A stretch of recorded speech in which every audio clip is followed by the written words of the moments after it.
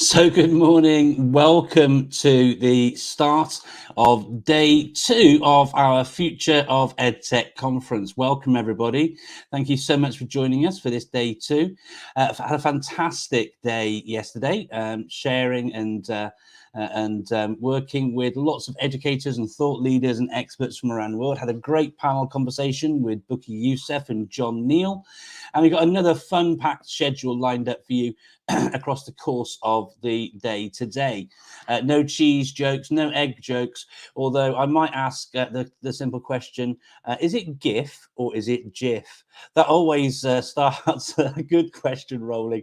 So let's see how we get on with that one in the chat. Please do reach out, let us know where you're listening in and joining us from.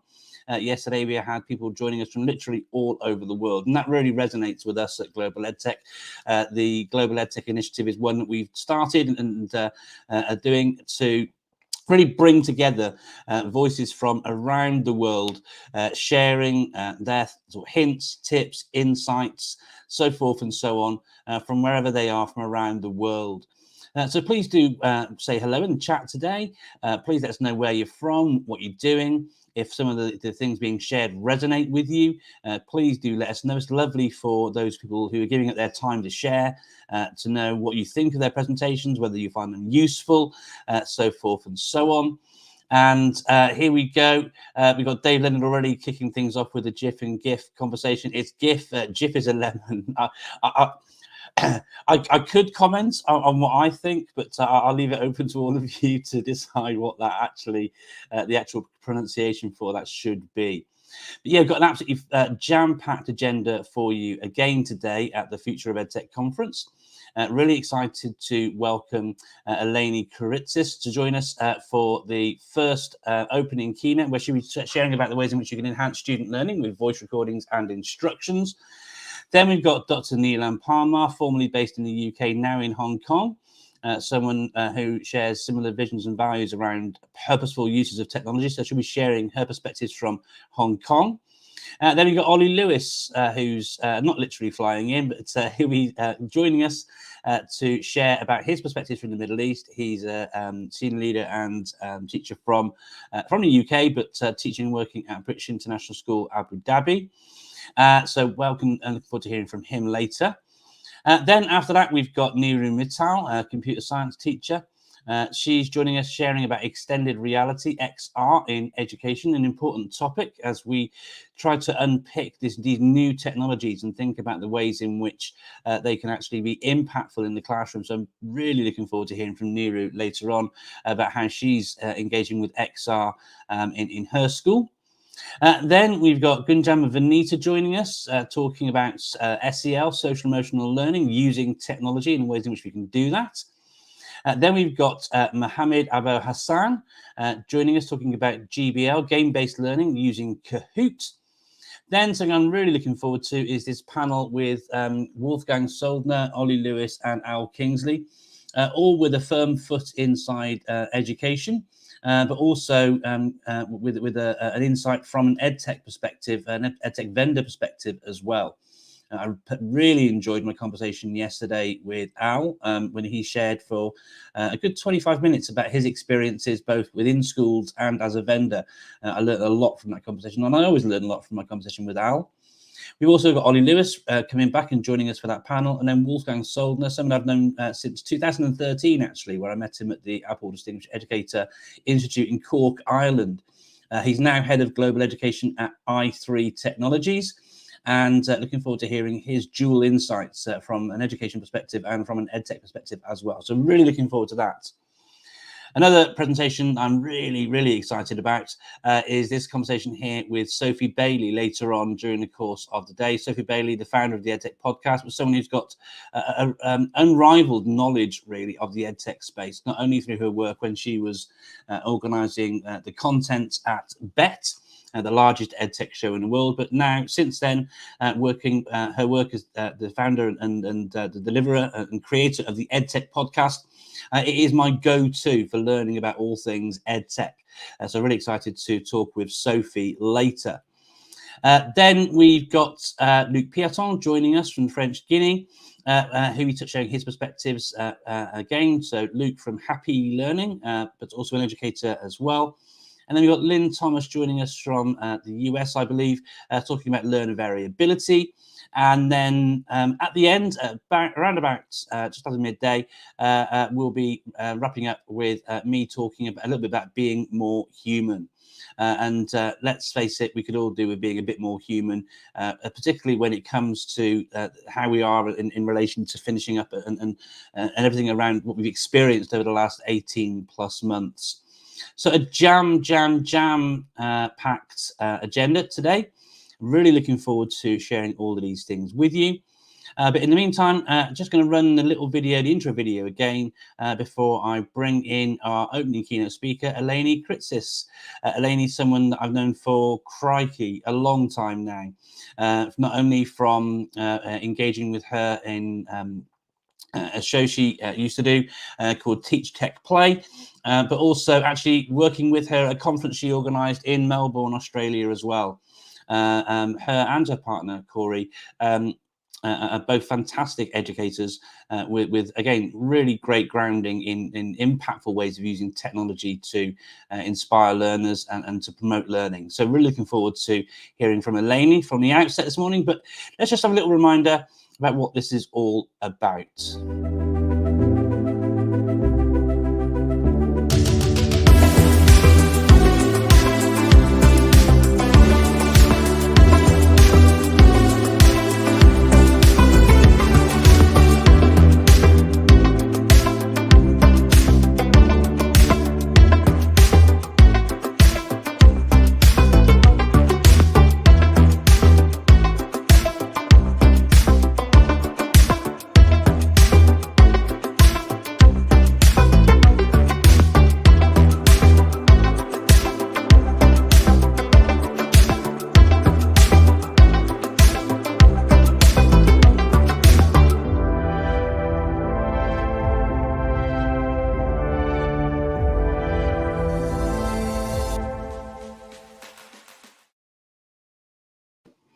So thank you again, morning. Welcome to the Future of EdTech Day 2 here with Global EdTech, an initiative founded by myself and my partner in crime, Ronan McNichol, the aim of which to bring together educators from around the world, whether you're a Google certified or a Microsoft innovative or an Apple distinguished, doesn't really matter which you are.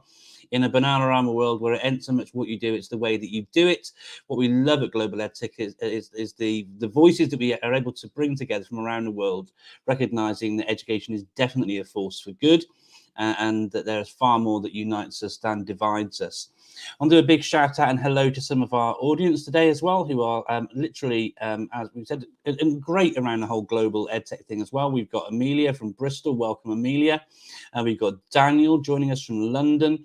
I say we're international. They're all sort of from the UK at the moment. We've also got James Keith. Welcome, James, a great educator in FE, who was featured in the segment on the EdTech show that we run here at Global EdTech just recently.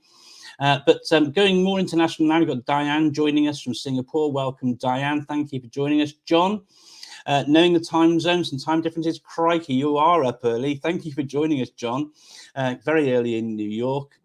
Back here in the UK now, we've got Claire joining us from Cambridgeshire. Welcome, Claire. We've got John, who's over in Madrid. Hola.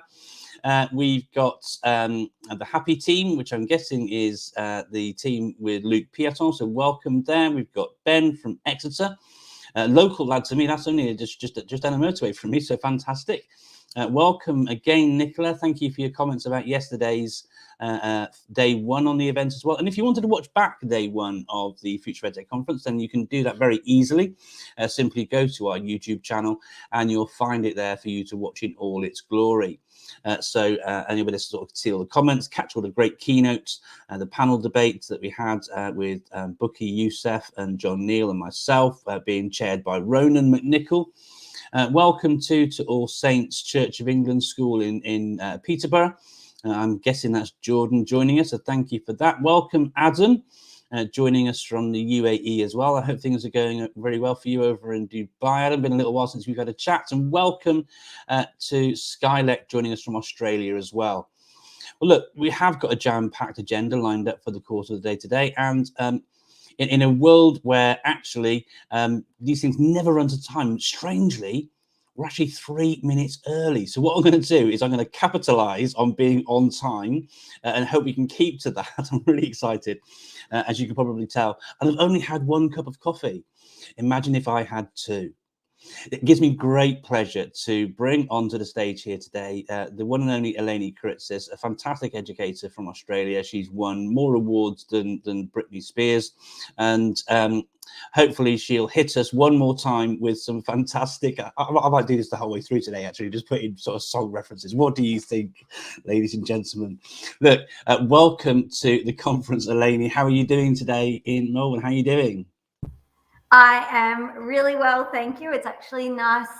It's the evening here in Melbourne, so I'm delighted to be here on my Friday afternoon. I can see everyone in the UK is just starting their day, and I hope everyone has a wonderful Friday. I will be sharing with you all, and I think I've got 20 minutes, so the race is going to be on because I have, as you know, Mark, I have so many ideas and I have to try and just condense them. So fingers crossed I get through them all. But if anyone has questions, always reach out and I can always help afterwards.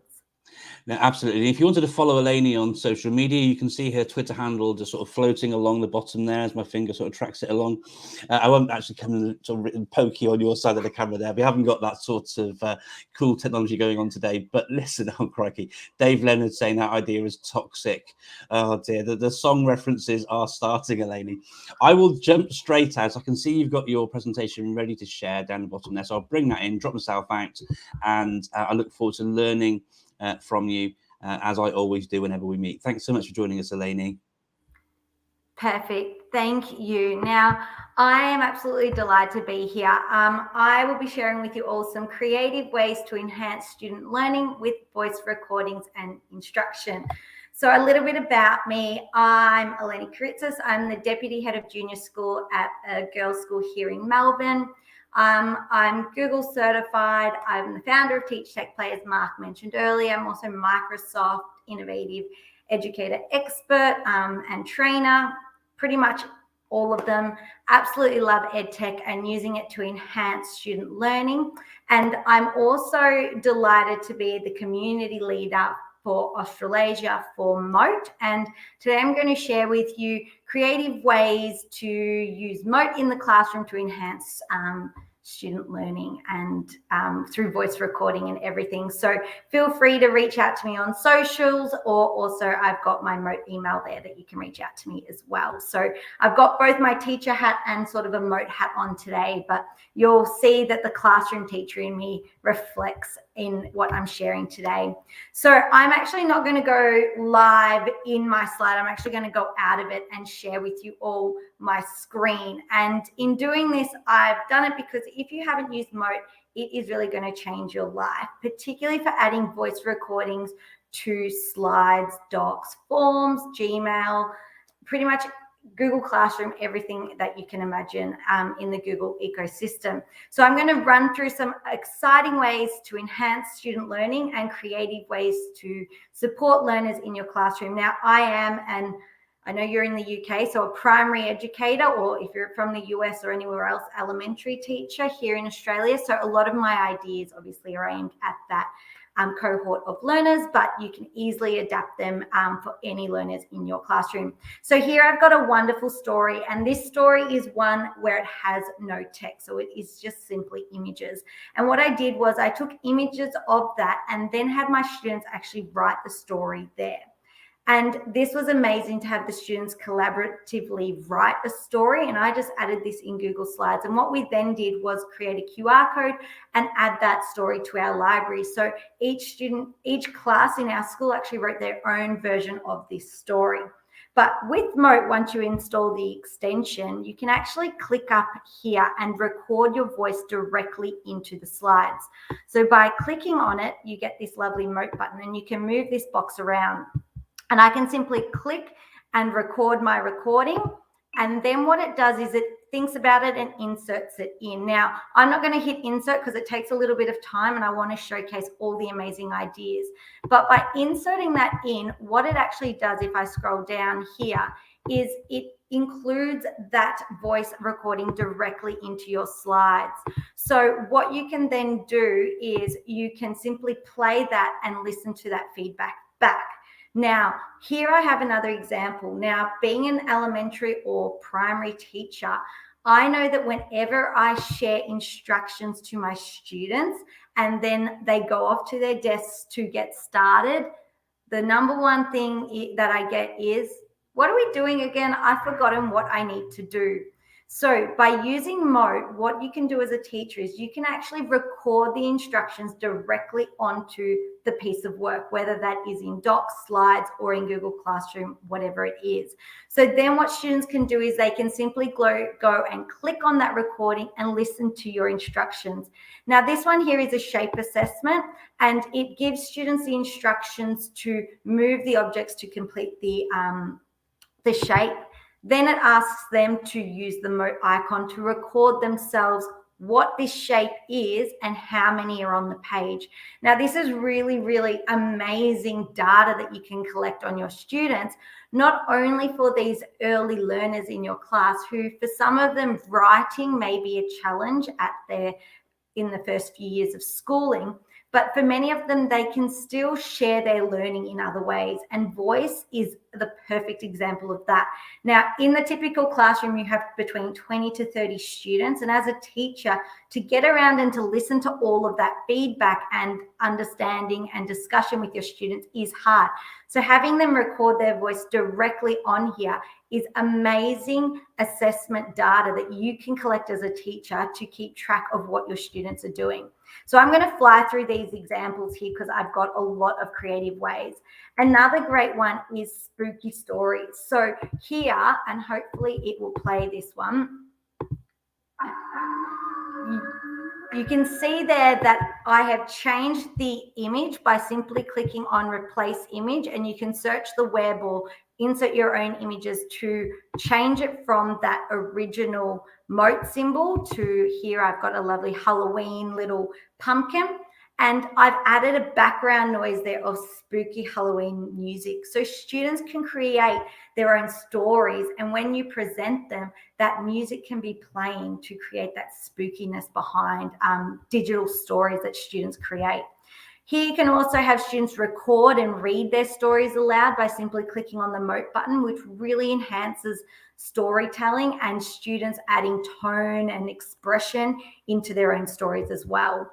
And what I love about doing this is with COVID here in Australia, as I'm sure many of you know, we've only just come out of lockdown again. We had the world's longest lockdown of 200 and I don't know, I lost count after 250. I think we got close to 280 days in lockdown. So for us, our parents are still not allowed on campus. But what we do is we create QR codes and put these on the fence. So then parents can scan these and go and listen to students reading their stories. Because I think the biggest thing in the last 18 months is parents have been so involved with their child's learning that now that students are back, what we're finding at my school is parents are feeling that bit of unknown, like what are they actually doing at school now? I can't see and I can't, have those discussions like we were having when they were working remotely at home. So this way it keeps that connection with the parents to be able to see the work that they're producing without them being able to step on site to school. So, voice recording and adding that to student work, I think is super powerful.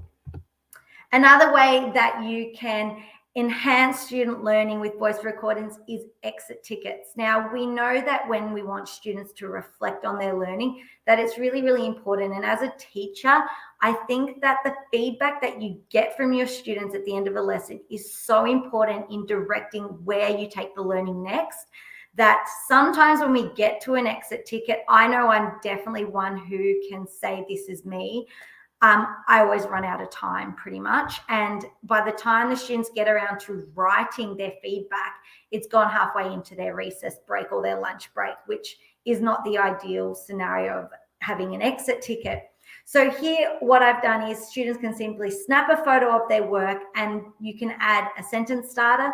Students can go up, click the Mote button, record their reflection and insert that directly on the slide, because we know voice is super fast to say what you're feeling rather than typing what you feel and inserting that in. Then as a teacher, you can go in and listen to what your students found difficult, what they found challenging, and ways that you can support them and where to take the learning next. So voice recordings is so amazing, and those discussions that you have with your kids, whether you're providing instruction or getting feedback, is just, it's so powerful. And as teachers, we are so time poor, and using Mote and using voice really enhances the way that you can connect not only with your students, but also support your learners at their point of need. So these are just a few different examples. And, always our favorite is 2 stars and a wish that you can always have. And this is one of my favorites, because some of the things my students say to me in that wish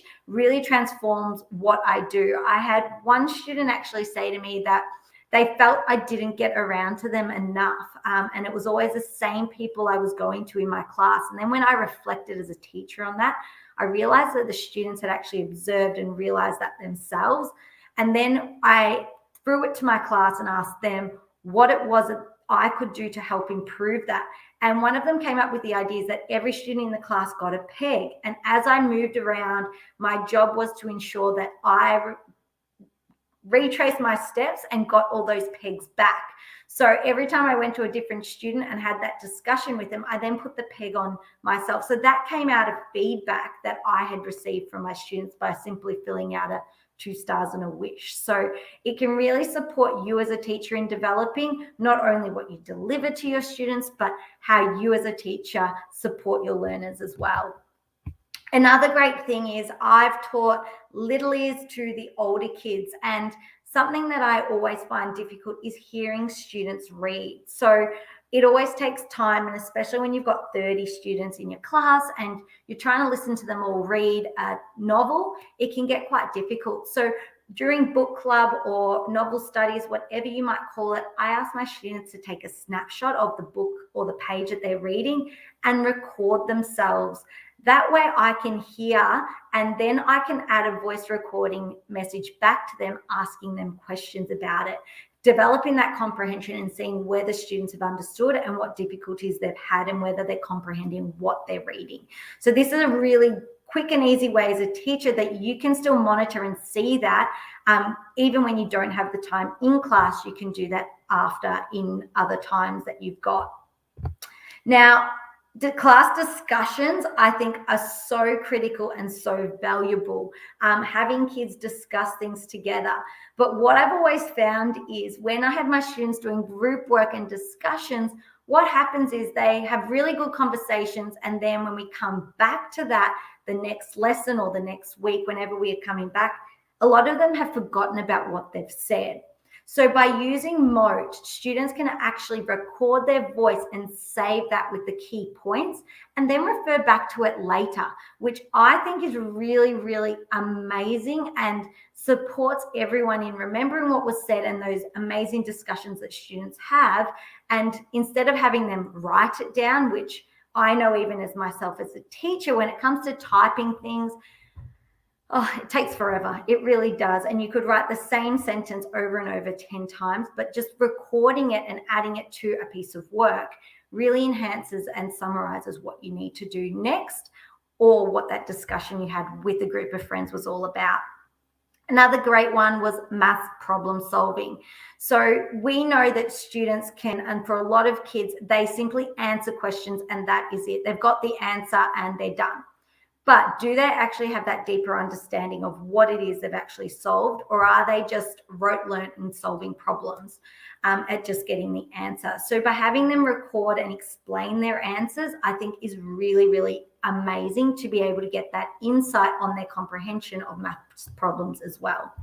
Now, there are amazing ways, daily journals that you can use and have students record their favorite parts.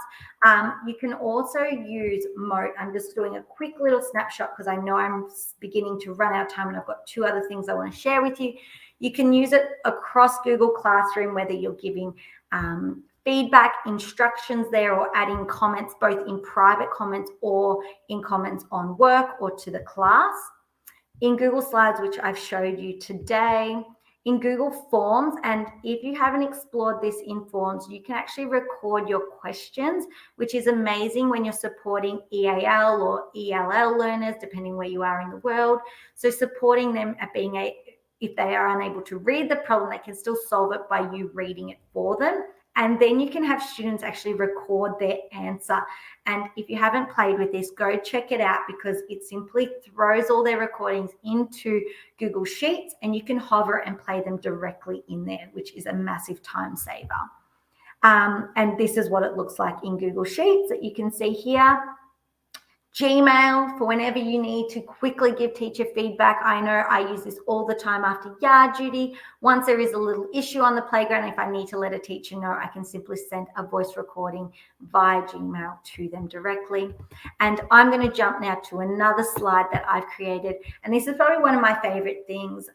Whenever you've got students in your class and they need that mindfulness break, here I have created a simple slide deck where when it is in presentation mode, students can go and sit somewhere quietly in the classroom. They can watch this and then they can simply play and it plays a nice sound. I don't know where my sound is right now. There we go. It's just coming through now. And then they can play, and I've actually recorded my voice there with instructions, with calming voice of things that we've been focusing on as a class. So whether you have your students in your class or they need that little break, they can go to their little quiet corner. And I have these as QR codes up in the corner. Students simply scan that. It takes them directly to a mindfulness 5-minute break. They scan it and they listen to my voice and then re-enter and join the class once they are feeling calm and happy to join back. So there are so many ways that your voice can support students in your classroom. And the final one, because I know there might be some questions that I need to come back to, is Mote sticky notes, sticky notes. So here I've got a website and this has all different animals at the Melbourne Zoo. And my students are doing a research project. Now, I want to share this with them. So by simply clicking on the extension up here, I can click on record a Mote. Hi class, what I'd like you to do today is choose an animal on this website to begin your research project. Now, by doing that, I can actually share this directly to Google Classroom via a QR code, which I can then pop up for my students to scan and go to, or via the link. So when I do the link, what it does is it will take me to that website, and that sticky Mote and my voice recording is there. So students then can play. What I'd like you to do today is choose an animal on this website to begin your research project.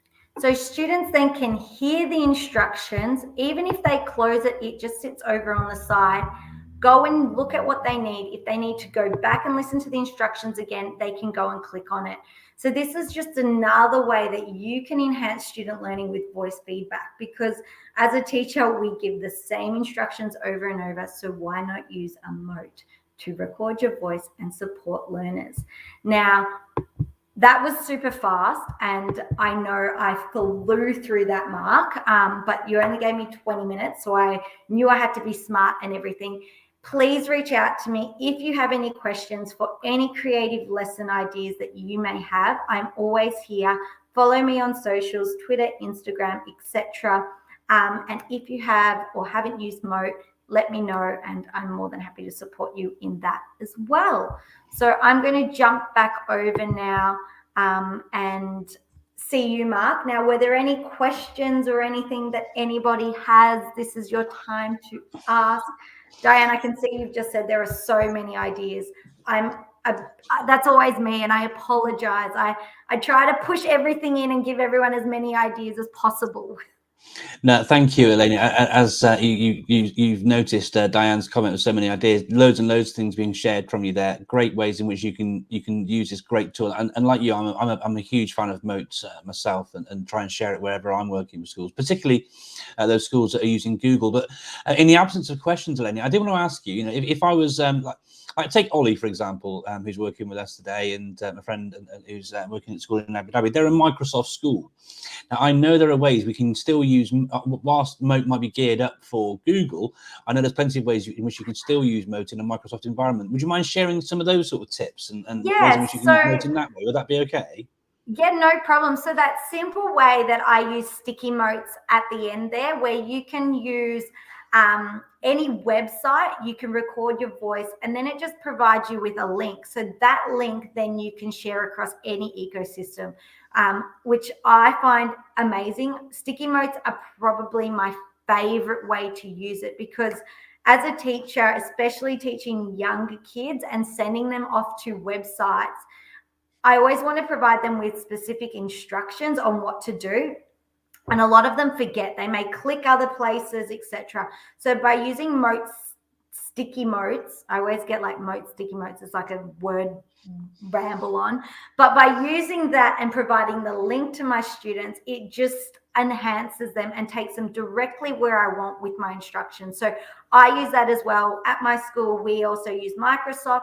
So I can simply copy that link and drop it straight into Teams or anywhere else, and it just takes them. It's a live web thing. It's also has an iOS app, so you can actually record notes on the go. That's another way that I love it. So on your iPhone or your iPad, as you move around your school, I use it for reminders a lot of the time in my role as deputy. I pop around to all the classes, and teachers ask me all the time, Elainey, can you do this for me, or can you do that? And by the time I get back to my office, I've forgotten, and that's the honest thing. I forget. And so what I do now is I simply click on the Mote app and I just record my voice, and then I can access it via the browser and access recordings that I've done throughout the day around the school. So there are so many ways. Doesn't matter if you don't use Google, you can still use Mote, and it's just a massive time saver. Yeah, and I think that's one of the key benefits, I think, with Mote for me. It's so easy to use, but massively scalable in the ways in which you can use it. And because of that as well, it means that, and it goes to that idea about marginal gains, because EdTech, there's never one sort of big thing that's going to transform everything. But when you're using a tool like Mote, both for you as an educator and for your pupils and your learners as well, there's lots of little time savings you can make, because obviously it's so much quicker to use your voice, as you alluded to in your presentation as well, and we can save so much time. Thank you so much for sharing these ideas today, Elainey. I really appreciate it, and lovely to see you again, and hope that we can either here in the UK or in Australia catch up again soon. It'd be lovely to see you. Definitely. Thanks so much, Elainey. Always welcome, Mark. You're always welcome. So bless you. Thank you very much. Forward to, and yeah, if anyone has any questions, please reach out. I'm always available on socials. It's down below. So there you go, down the bottom there. And everyone enjoy the day. I won't be sticking around, Mark, because it is Friday night here, but I know everyone will be amazing, and good luck to everyone else today. I hope you have a lovely evening down at Mr. Miyagi's then. Thank you very much. Yes, our favorite restaurant. Yeah, absolutely. Take care, Elainey. Thank you so much. Thank you. Bye. Wow, what a whirlwind. Absolutely fantastic whistle-stop tour there of not only Mote, but some fantastic ways in which it can be used in the classroom. And as Diane said, so many ideas being shared there. Thank you so much for joining us, Elainey. Someone else who is experiencing the start of their weekend is our next speaker, joining us from Hong Kong. formerly from the UK, but now working in Hong Kong, is our next speaker. Really excited to hear from her. I've not only read lots of her writings and seen her present, but I know she has a big impact in the schools in which she works as well. Hugely well respected, not only here in the UK, but internationally as well. And why wouldn't she be, given she's now working at a school in Hong Kong? So with schools, sorry, in Hong Kong. So it gives me a huge pleasure to welcome our next speaker, which is Dr. Nilan Palmer. She's going to be sharing her perspectives on technology use in Hong Kong. So it gives me great pleasure to welcome Nilan onto the stage right now. Thank you very much for joining us. Nilan, how are you doing? Hi, Mark. How are you? Yeah, I'm really, really well. Thank you very much. You're looking very well yourself too. Thank you. Look, it's so great to be here and to see you too. Thank you for giving us some time. I know it's about what's it about? Don't tell me. It's about 5:20 in the evening on a Friday evening. That's right. Perfect. Yes. Time zones for the win, right here. Brilliant. But thank you so much for giving us some time. As Elainey alluded to, I'm trying to keep things to time. So I will sort of stop rambling, as I can tend to do, and I'll hand the floor over to you and look forward to learning your insights from working in Hong Kong now. Thanks, Mark. Okay, I'm going to try to share my screen. Yeah, absolutely. There's a share tray down the bottom. Yep, got that. I'm going to do my entire screen because I'm in the cloud. And hopefully you should be able to see my screen. I can, and I'm bringing it in for you now. There you go, and it's up and running. Brilliant stuff. Thank you, Nilan. All right, perfect. Thank you. Thanks, Mark. Okay, so thanks for having me here today. I have 10 minutes to deliver a few things that we're doing here at AISL Howard Schools. But before I start, I'll just give a quick introduction of myself. I am Nilan Palmer. I used to work in the UK. I still feel very much there, but I work here as Director of Digital Learning and Education for AISL Howard Schools. And as the name suggests, we're the Asian arm of Harrow UK, of which we have 10 schools here in Southeast Asia, 7 in China, and 3 out of China in Hong Kong, Bangkok, and Japan. Most of them are K-12 schools, where we have some bilingual schools and early years Little Lion schools. And what you see here are subtitles rolling as I speak to you. It is what it is. We tend to have it on in Chinese as well. So lucky for you, you won't be seeing it in Chinese. But when we give our demonstrations, automatically comes on in different languages to suit our parents and our communities. So yes, today's topic was about EdTech perspectives in Hong Kong. But given that our schools are spread across Southeast Asia and growing, and we'll still have a few more coming on next year, I figured it'd probably be better to give you an insight of the type of work I'm doing here, which, to be honest, is not radically different to what you're doing there, but perhaps has a different slant on a few things. So that's what I'm going to do in the next 10 minutes. And then we can take any questions, or feel free to stop me at any point and we'll go from there. So one of the things we're really looking to do, which again should be no surprise, is digital literacy.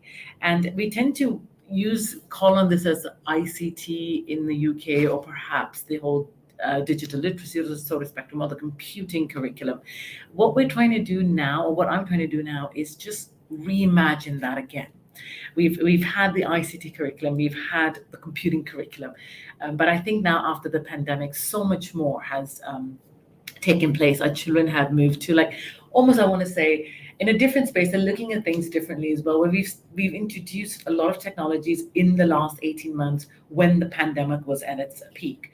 So given that became the norm and that's the way our children are doing things, how can we bring that and really embed it into our teaching practices, so that it no longer is maybe the nice to have, or what we call the icing on the cake, or the extra bit, but it actually has become part of their life. So we're reimagining education. I've gone back to the drawing board, gone back to our existing curriculums, and really looking to embed new technology into current practices, into their everyday working lives, so that we're not leaving it to chance. Like it says, we're not leaving our teaching to chance anymore, but we're preparing our children for their future, and we're giving them the gifts of learning to use the technologies not only the skill set, but also being able to apply it in the education that they have today and the things they're going to do in the future.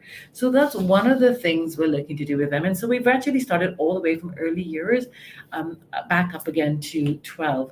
I think what I've found interesting so far is we've gone as down to nursery in terms of reimagining and reinventing the curriculum, and that's quite exciting. Whereas previously we would start with reception and then take the embryonic scale up from there. There's so much that we can do now with the little ones. That's not to say we're gluing them up to screens, not at all. I'm definitely not in that camp, but they are used to using smartphones. They are used to playing with electronic phones. They are using electronic gadgets. So how are we bringing that into an environment that's benefit and purposeful for them? And how can we implement it, introduce it so that it becomes a very healthy way of working with things? So interestingly, digital literacy is taking on a whole new life here, where we're looking to, push the boundaries a bit, but yet within a really nurturing environment. Another perspective, another one of the EdTech perspectives here for our schools and potentially here in Southeast Asia is digital strategy. And that it shouldn't be a surprise to anybody. We've been talking about this, and I know it's really being discussed quite a lot in the UK as well. But for our Harris schools, we really are looking to infuse tradition and innovation. So there is a balance. Given that Harris schools are now reaching their 450 years of heritage, we want to be able to showcase that we have still got that establishment, that embodiment of culture. We are bringing and moving along with change in an innovative environment. So in terms of digital strategy, and I've said this over and over again, we look at things like teaching practices, we look at what's happening in the classroom, we're bringing the technology into the hands of our students within a teaching and learning environment. But as to no surprise, and it shouldn't be, we're now in an interesting state where it's not just using technology in the classrooms, but using it in blended environments, hybrid environments, and sometimes in a complete online environment. So in Southeast Asia, we still have very strict regulations, and there are some of our schools that are online at present due to COVID outbreaks, or because they might need to, some students are in perhaps quarantine and they're not able to come into school. So we're still providing a very blended hybrid online environment. And to an extent that this has kind of become the norm. So whereas previously we were reacting to a situation, now it's almost as though it's part of the situation. So one of the main agenda is to ensure that our teachers are very well aware of how to use the technology, one, but two, also how to develop the digital pedagogical skills. It's no longer mirroring what we did and no longer reacting to situation, but actually giving them the tools of the trade so they're able to deliver with academic rigor and quality online as we would want and as they would want themselves for their students. So part of this whole digital strategy is a development of a very strong, solid, robust online professional platform for dedicated to a leadership delivery, teacher training, and also student services. And that would be the focus of our digital strategy here. Another EdTech perspective that I think which I'm actually involved in quite deeply, is technology transformation.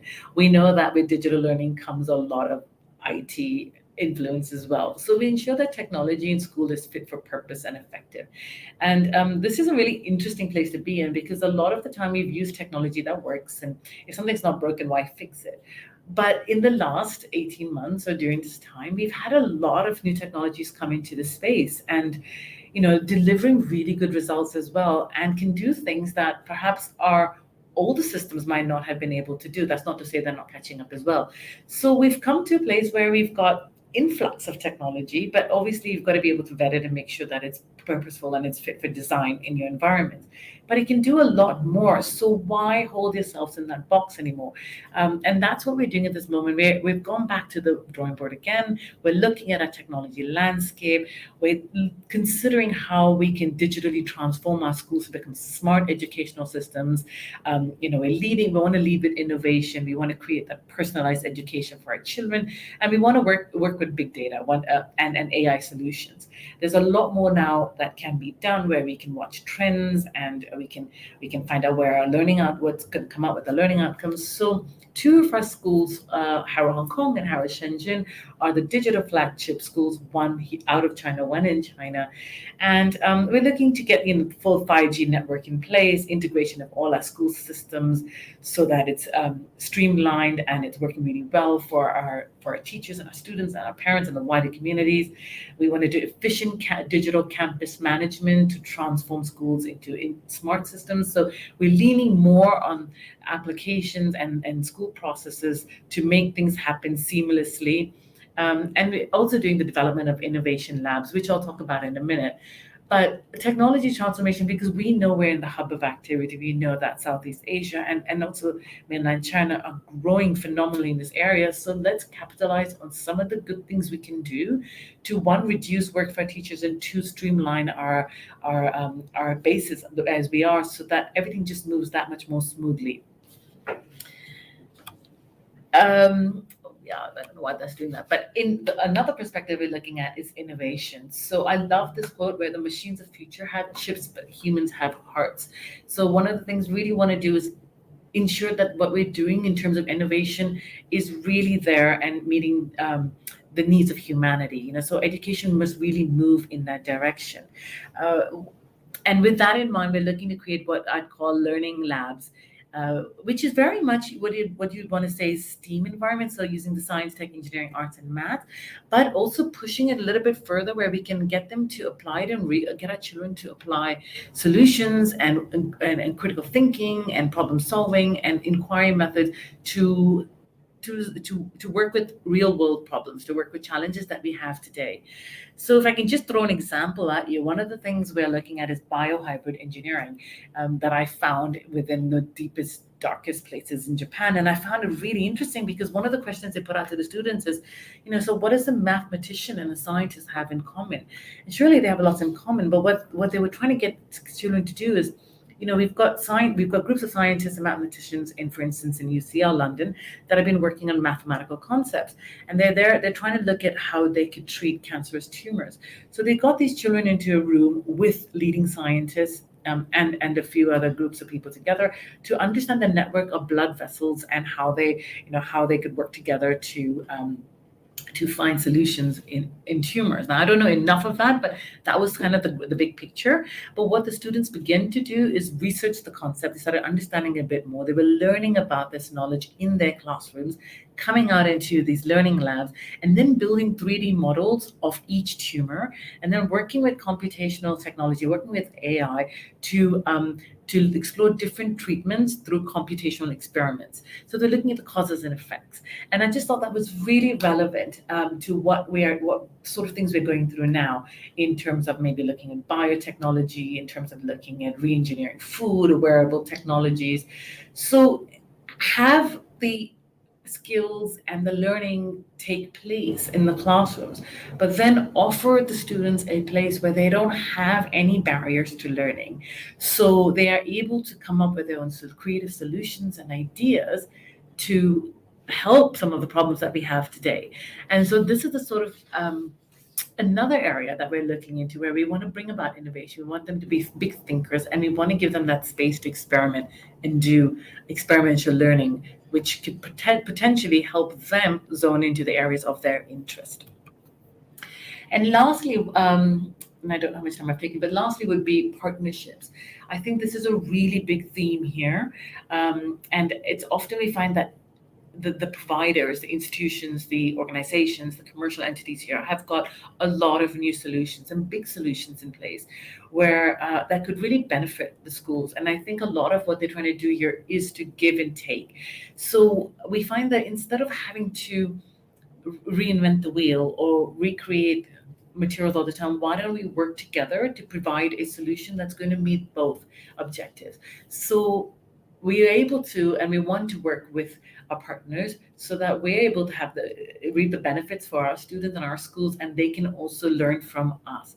So that's one of the big agendas here. And I'd like to say that, we've partnered with some really big, we've partnered with education institutions, with MIT, with Hong Kong University, HKU, with Tencent in China to explore some of the AI solutions, their computational techniques, their STEAM camps for our students, whereas we're not having to rewrite everything and come up with the solutions ourselves. We're able to lean on their expertise, and they can work with us to provide really good, strong, and interesting learning pathways for our students. So that in a nutshell are those 5, I'll stop sharing now, are 5 areas, where am I? Are 5 different areas of perspectives of what we're doing here in Southeast Asia. And hopefully we'll give you a flavor of the differences from what we're doing in the UK. But to be quite honest, it's all one and the same. It's just a different way of looking at things and how we are modeling our EdTech strategy here. Brilliant stuff. Thank you so much for sharing all of that, Nilan. Really appreciate you giving us some time as well. Some lovely comments, both in the audience here as well. Al Kingsley's joined us, coming in a bit early, but as he shares, and mirroring my thoughts, really always wise words from Nilan. Great to have you here. Thank you very much indeed for sharing. Some nice comments on Twitter as well. It's lovely to see how you're reflecting on those impactful purposes and processes and not just jumping in sort of with 2 feet, like many schools can do, to try to adopt every new shiny thing. It's the hard yards, isn't it? Mm-hmm. Yeah, very much so. And there's so much of it here, Mark. I mean, they're in the playground of EdTech, and it's just trying to understand what's good, what's not, what's relevant, what's purposeful, what's meaningful, what can make that difference for a child's learning pathways. So it's all really interesting, definitely in the midst of it. Yeah, no, absolutely. And my work in Hong Kong has always been, it's a bit like the Middle East for me. There's so much innovation and so many new things being tried. But what's been really nice over recent years has been seeing the increased collaboration, not just the the ESF schools, but all schools in the region sort of coming together and trying to support each other. Are you experiencing much of that with your work? With our schools, Yeah, very, very much so.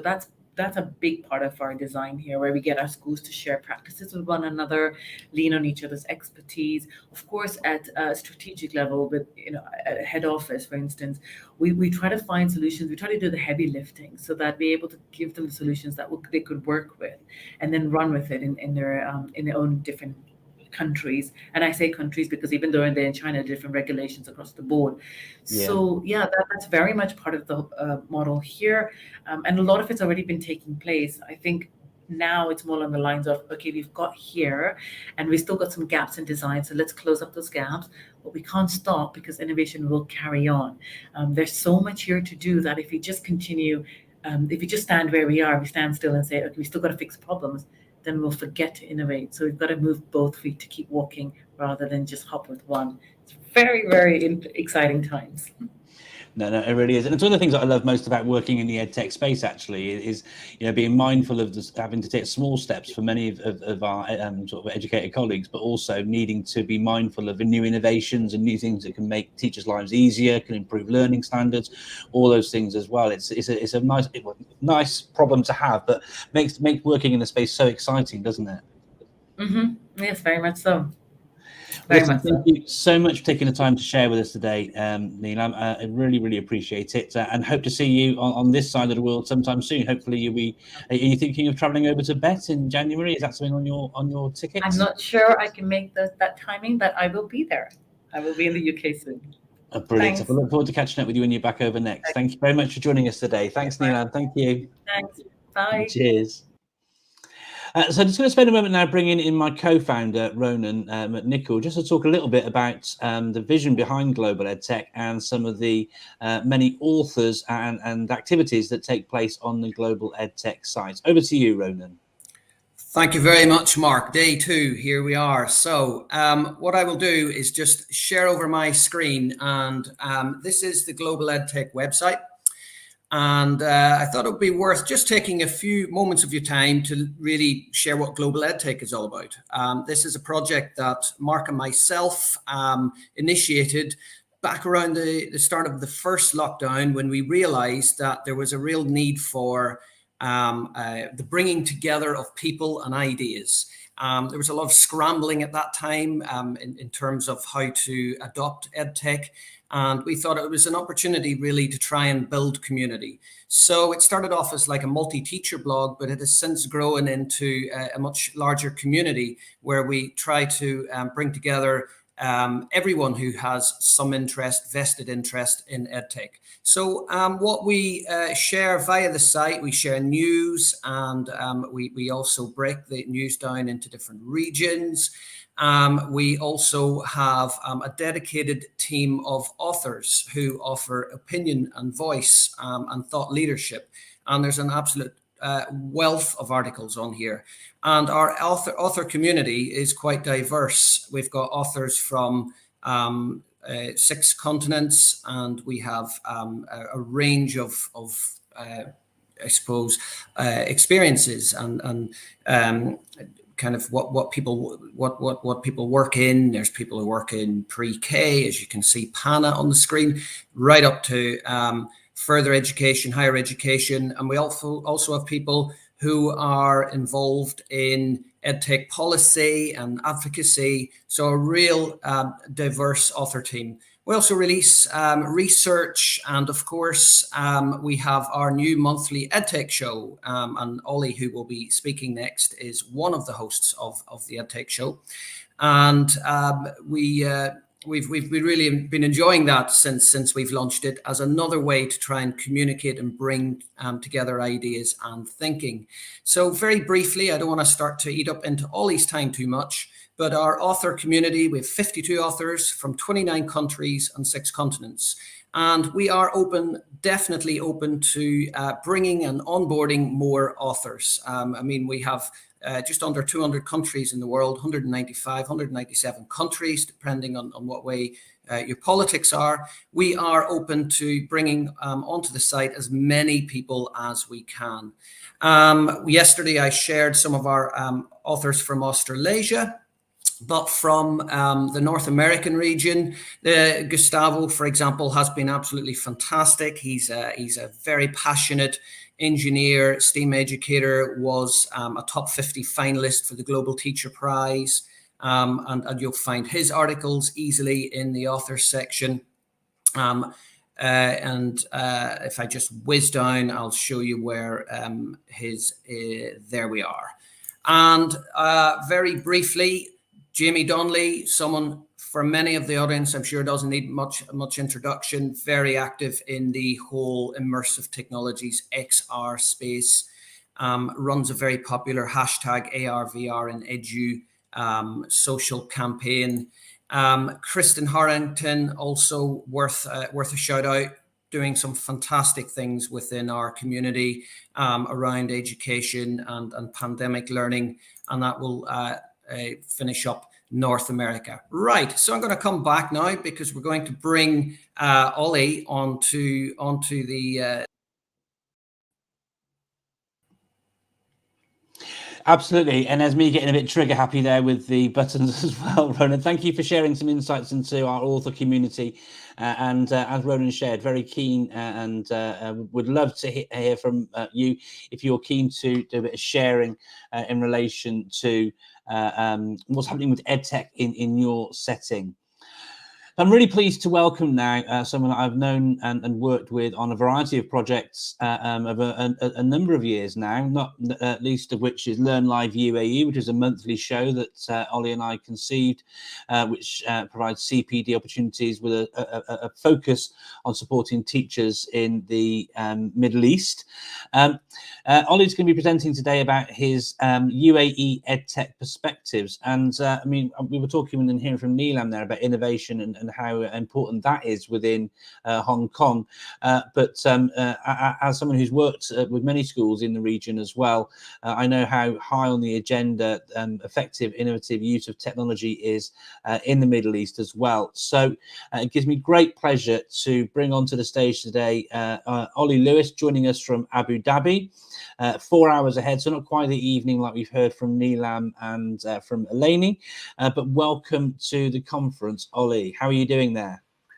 Hi, Mark. Very well, thank you. It's an absolute pleasure to be here. And yeah, it's I'm middle of the road between Hong Kong and the UK. So very much enjoyed the conference so far. I take my hat off to yourself and Ronan for organising such a great schedule of events. That's very kind of you to say, Ollie. And you know, in a world where transparency is fair, I need to give thanks to you too, because you've been really instrumental and helpful in getting things up and running with this and the EdTech show and other things we're doing as well. So thank you to you too, Ollie. But I'm mindful that we're eating into your presentation time. Don't worry, it'll all be good. It'll all work out fine by the end, I'm sure. Thank you so much for joining us. Before we get kicking off with you though, Ollie, it would be remiss of me to not pay homage to some of the lovely comments from Nilan's presentation that have come in since she actually came off screen. But welcome, Khaled. Thank you for your comments there about Nilan's presentation. Thank you to Wolfgang as well. And a really interesting point here from John as well. You know, as somebody who's an EdTech entrepreneur, really interesting for him to hear, you know, what leaders of EdTech are looking for when it comes to supplying and working with schools and delivering EdTech into those communities. So thank you for those comments, John. But look, I'm mindful, like I say, Ollie, that I don't want to eat into your time, so I'm going to drop off, not to sleep, because I'm sure your presentation will be fantastic, but I'm going to drop off the screen and hand over to you. Over to you, Ollie. Thank you very much. No pressure now, of course. Thank you so much, Mark, and it's an absolute pleasure to be here. My name's Ollie Lewis. I work at the British International School of Abu Dhabi, and obviously part of Learn Live UAE and the EdTech show. And it's my pleasure to reflect a little bit on perspectives from the UAE with respect to educational technology. And I'd like to start here by something slightly unrelated, but water stress is the biggest crisis that no one's actually talking about. And when I saw this quote, it resonated with me because it made me think a little bit in certain arenas that educational technology had this kind of connotation towards it prior to the pandemic. However, that wasn't the case in the Middle East. In the Middle East, educational technology has always been on the table, certainly over the last 7 or 8 years since a initiative across the nation, across all of the 7 Emirates, to drive innovation, not only in education, but across 7 key sectors in the region.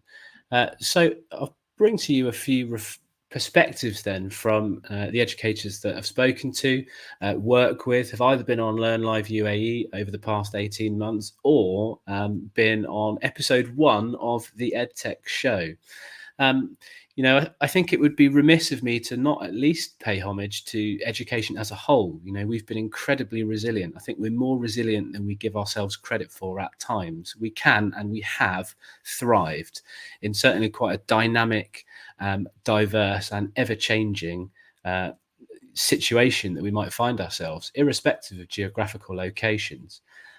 However, I still do believe, and my colleagues across the UAE highlighted this as well, that mobility can still be an issue and needs reframing if we are truly to shift our global perspective on education.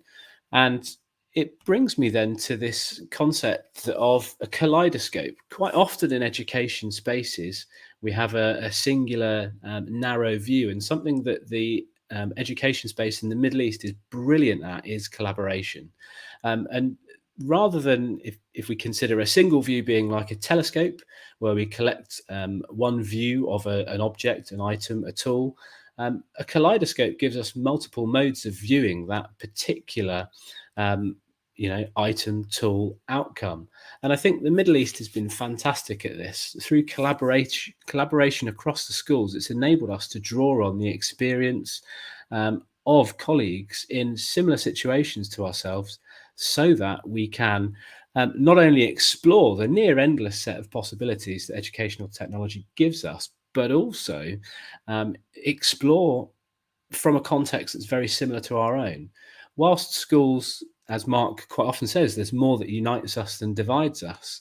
And I wholeheartedly believe that our context can change. And it can just be the small nuances in context that differ between us.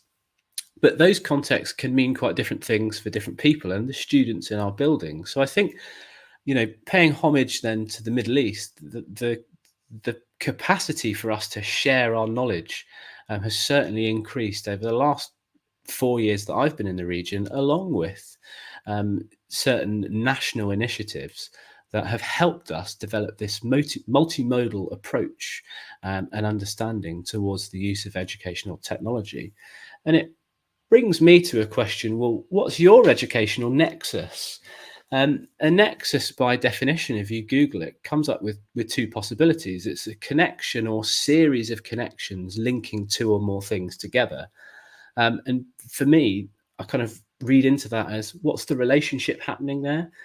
And then the second part of the definition that you can look up tells us that a nexus is a central or focal point. And for me, I think looking back over the last couple of years, what's our relationship to educational technology? And I'm really glad that that conversation is now firmly on the table globally. It's a shame that it's taken, the pandemic to drive that conversation a little bit faster than necessary. However, I think when we look at our educational nexus with respect to educational technology in the Middle East, it's about culture and mindset. The Middle East is full. If you look at this image, what do you see?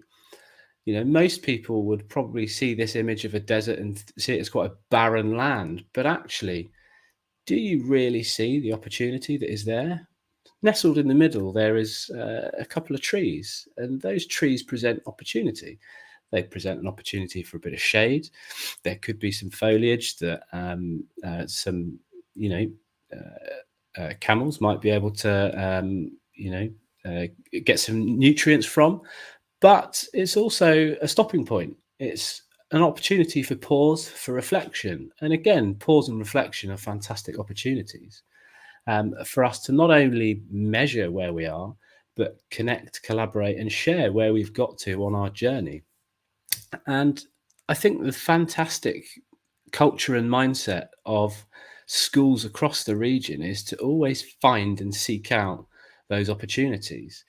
Dubai, this is one of my favorite GIFs. There we go, Mark. You didn't know I was going to bring this up. This is one of my favorite GIFs, certainly within teaching, and that's of the growing landscape across Dubai. And it has such a wealth of opportunity across multiple sectors that I think the culture in the Middle East and across the GCC and their mindset of constantly trying to develop has fostered our innovative use of technology. This is just an image from the federal finance budget, and you can see that they have 26 billion dirhams towards their social and beneficial sectors across the region. But the largest proportion of that is towards public higher and university education. So it's great to see that there's a huge sum of spending going straight into the education pool in this particular region. And I think that speaks volumes, not only again about culture, but about their mindset towards driving and developing things for students across the region. And that's been backed up by their national innovation strategy, which picks 7 key sectors, all from renewable energy sources, transportation, technology, and of course, education amongst those 7. And I think that's hugely important. And this has been in effect since 2014 and is still an ongoing process. It's now been driven and developed to include 30 national initiatives that focus on purely innovation. They range from things such as new legislations to innovation incubators, to private sector initiatives, to research partnerships, and just a general drive from the government to not only innovate, but to enable innovation across the country. And I think that speaks really highly of the attitude, mindset towards driving opportunity for students in this particular space. If we think back then to the pandemic, I remember speaking with some colleagues of mine that taught in the UK, and they found it really obscure that some inspectorates, so in the UAE, we have ADEC in Abu Dhabi and the KHDA in Dubai. came in and inspected schools. They evaluated schools on their distance learning. Now, you can look at this from two different obvious mindsets. One would be that that's not the right thing to do because teachers are under a lot of pressure. The other mindset is, that's fantastic. You can come in and you can help us and make suggestions for us as schools as to where we might be able to drive and innovate the use of educational technology in our schools. It was fantastic. And as you can see from the infographic on the screen, it's not about the use of technology. It's about the normal day-to-day inner workings of a school. And I think that that's a really important cultural mindset to adopt. They're not just looking at how schools are using technology. They're looking at equity of access. They're looking at the well-being of staff and students. They're looking at digital citizenship, digital safeguarding. They're not just consulting the teachers in the schools, they're also consulting the parents and the students. And for me, I think this was a real kind of turning point in my own mindset, because it signaled to me that the country is still serious about this and it's still on the agenda. And if we look at the kind of zones that the evaluations covered, they looked at learner wellbeing, teaching and learning, and then leading and managing change. And I think that is pivotal and really important to highlight across schools. And we're in a position now where the UAE have just released the UAE Centennial 2071, which is a national strategy for advanced innovations. And they talk about equipping students with 22nd century skills and adopting as a byproduct of this, advanced approaches to teaching and learning across schools. And I think the innovation hubs will go forwards to driving that. But coupled with this, and I know that this is not just a national agenda, but should be a global agenda, is reframing our perspective on what well-being means in the digital space. So I'm really excited to see where this might go in the region, along with the outcomes of it. So looking forward to the future and mindful of my time, because I'm almost at my 10 minutes. I'd like to see and continue to see a solution-focused approach. I think that's hugely important around the use of educational technology, and I know that this will happen in the UAE, but I hope it happens across the globe as well. And that's where all stakeholders within education are involved in that solution-focused approach. I'd like to see simplicity at its core, certainly for tools for educators on the front line. Not just so that we can keep up, but so that we can try and be one step ahead of the game. As you hear kind of educationalists share quite often, confidence and competence around technology are vastly important. So I think trying to keep things as simple as possible so that you can make those marginal aggregated gains are hugely important. Along with that, I'd like to see digital well-being highlighted on the agenda. This was also something that came up in episode 2 of the EdTech show. It was Scott from Basingstoke College of Technology was talking about this, and I wholeheartedly agree with him there that I think we need to reframe the narrative around and our expectation of educators and students around digital well-being. And my last and final point, kind of looking forward to the future, just as I'm about to hit the 10-minute mark, is that I do hope that education continues to evolve and our discussions around educational technology can continue so that we can make the best decisions possible for the learners in our classroom and the teachers which are in the classroom with them, that can continue to foster those relationships around the use of technology in an ever-changing world. Thank you, sir. Thank you very much, Ollie. Thank you for sharing your insights there. Some nice comments from the audience as well during your presentation. And as always, it's such a great thing to see the innovation taking place, and that GIF that you shared was a fantastic representation. It's great. Time lapse is fantastic, isn't it? And when you've got that sort of thing over the years. Every time I'm very fortunate to have worked in the region many times, but every time I go, there's a new road or a new turning, or a turning that's disappeared and blocked off. There's a new building. It's just crazy. You went to the expo recently. How did you find that with the educator hat on? Absolutely amazing. I'm slightly envious of the schools in Dubai that have been able to take their students there. The rumour mill is indicating that schools in Abu Dhabi will be able to take their students there after when the new year breaks. So I'm fingers crossed for that, because I think it'd be absolutely fantastic experience for the students to go and see the amazing. It's too much to describe. Just all of the different pavilions there, and what all of the different nationalities, nations, countries have done with respect to the expo is truly is an eye-opening experience, and one that I hope all learners can afford in the region. Brilliant. Listen, Ollie, thank you very much for sharing your insights. Great presentation as always, and lots of takeaways. Really appreciate giving us some time to present today, and look forward to hearing your insights at 10:50 on the panel as well. Thank you so much, Ollie. I'm going to drop you out now, if that's okay. Just trying to keep on track with our timing. So thank you very much for that, Ollie. And as you can see, scrolling across the bottom, if you want to find out more about Ollie, you can follow him on social media at olewis_coaching. And what I don't think he shared was his website, ollieLewisLearning.com. You can find out more and get his ramblings and insights and all those different things on there as well. So next up, joining us today, we have Neeru Mittal. She's going to be sharing with us about XR, extended reality in education. So with no further ado, welcome to the conference, Neeru. Thank you very much for taking some time to join us. How are you doing? Hi, Mark. Hi. I'm doing well and really excited to be presenting on this platform. Thank you for having me here.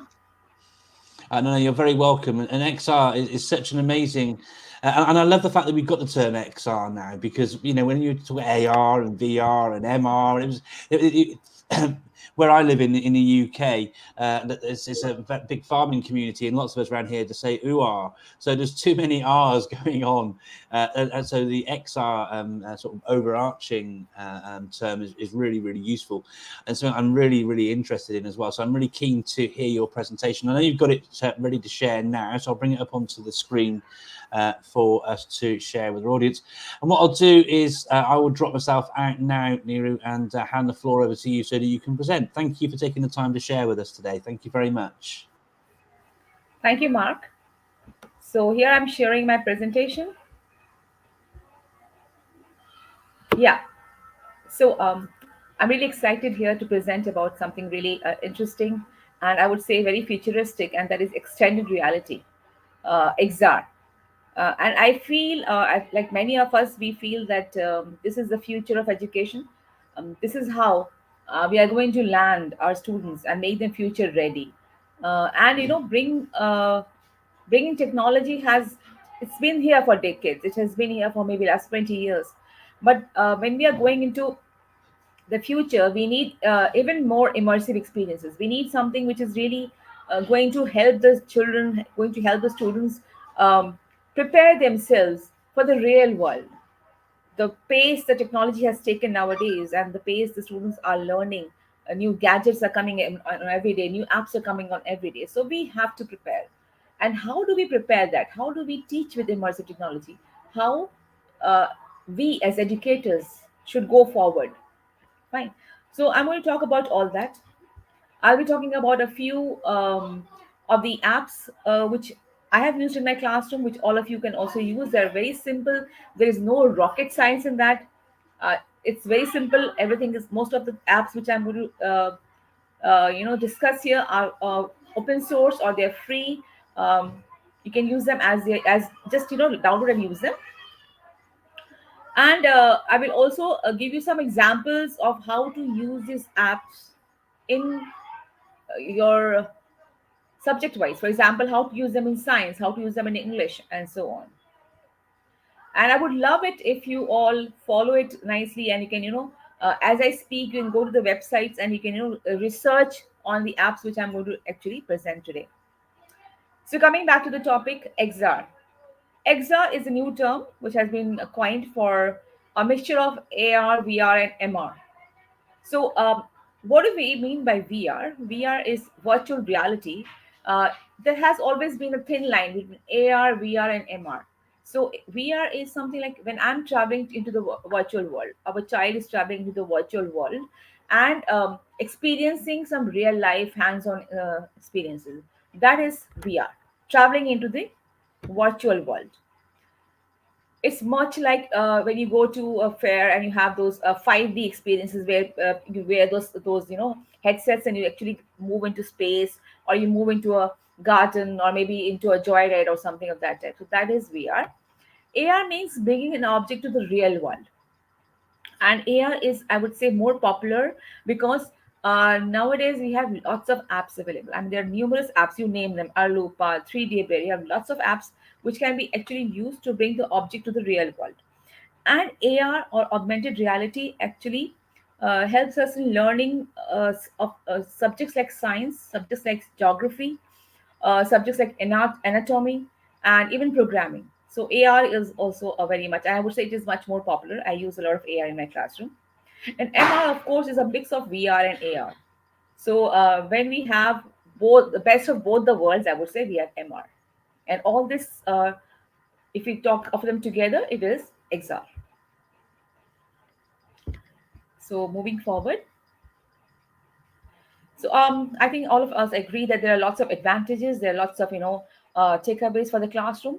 First of all, it creates highly interactive classroom, and it engages the students meaningfully. It enhances the learning process because students are engaged. They're engaged meaningfully. There is we all know that we are now moving towards a hybrid model. In India, we are done with the online classes. We are now moving towards hybrid model, and bringing the students back to the schools, bringing them back to the classrooms, and making the classroom interesting is a very, very high priority nowadays. And so we should be using such things which actually retain the students' attention. They actually keep them engaged for longer periods of time. So here is where it helps us out. As I said, in case of AR, augmented reality, it is it is less expensive. There are, I mean, no need of expensive devices for that. You simply need to have a smartphone, and you just simply have to have internet connection, and they can do wonders. One thing which I think the pandemic has taught us, and the pandemic has brought into our students, is that they have taken charge of their own learning.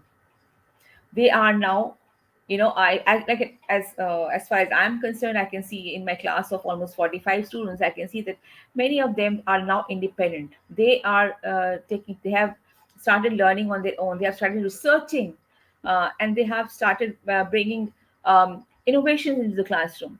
So we should harness that. We should actually keep that spirit going and take on to XR into the real world.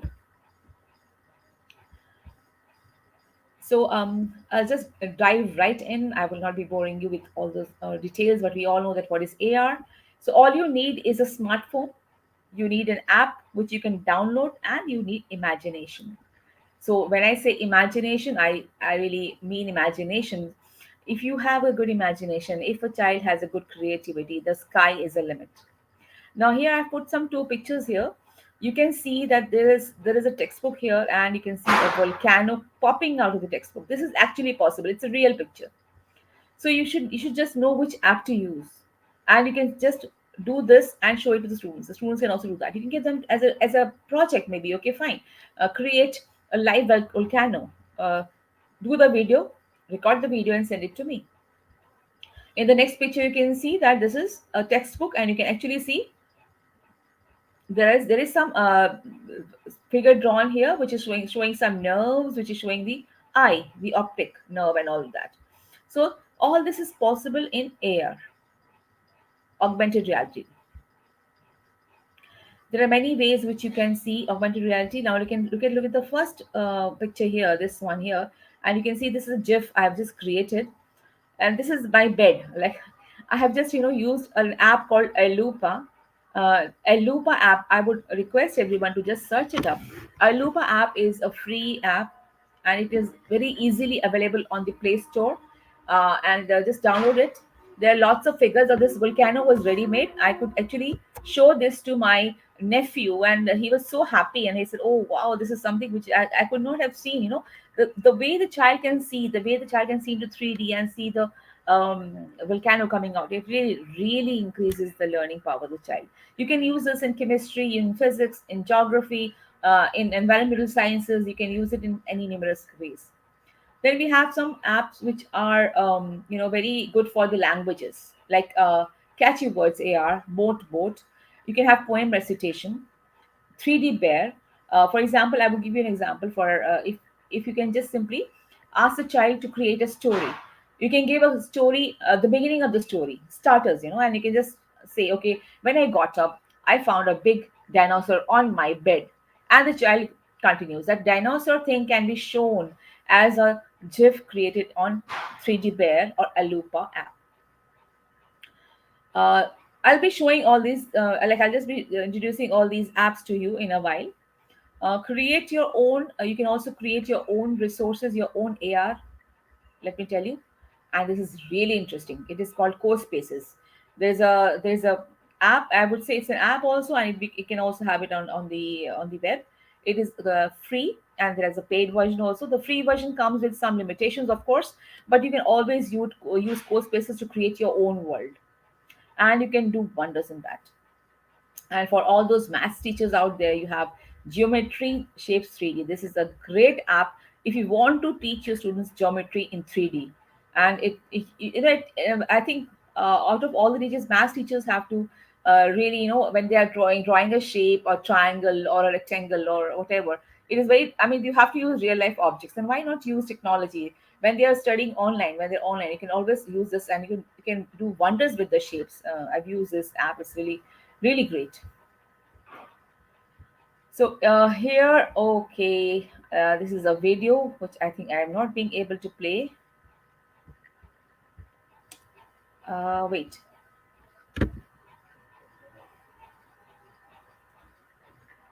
There is, I would say, March Cube is basically an app which requires some sort of, I would say, paper. Wait, let me just show this to you first. It is not playing on my PPT somehow.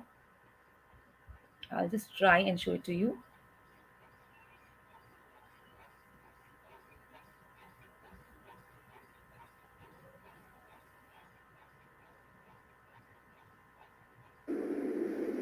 Now, can you see this? This is a cube.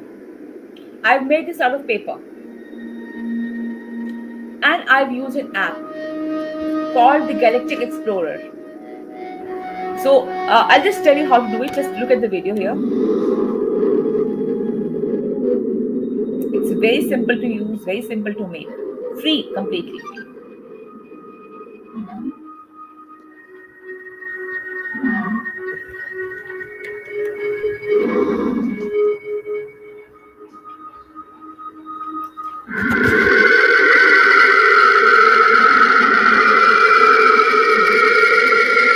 I hope my screen is visible.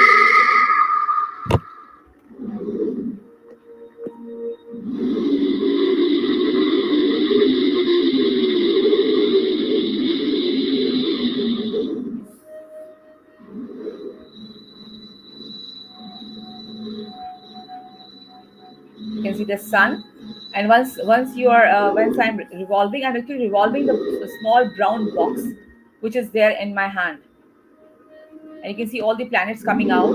Imagine the impact it has on a child who is learning the solar system. The child can actually hold the solar system in his or her hands.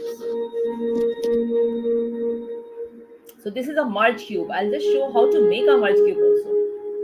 You can simply search on the net, take a printout, and create the merge cube. Use your smartphone, download the app, and just point it.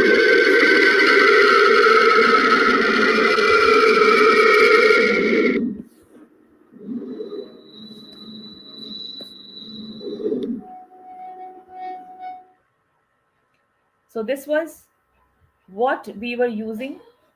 Just a second, let me just, yeah. So this was a video which I could not show you, but I've just shown you.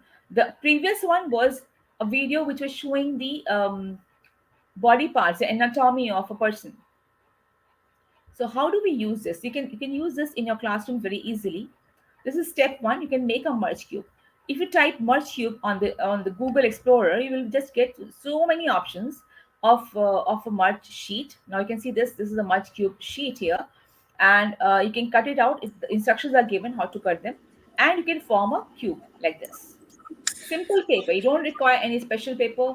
You do not require any expensive instruments. You simply have to take a printout on a piece of paper, join it the way they have said.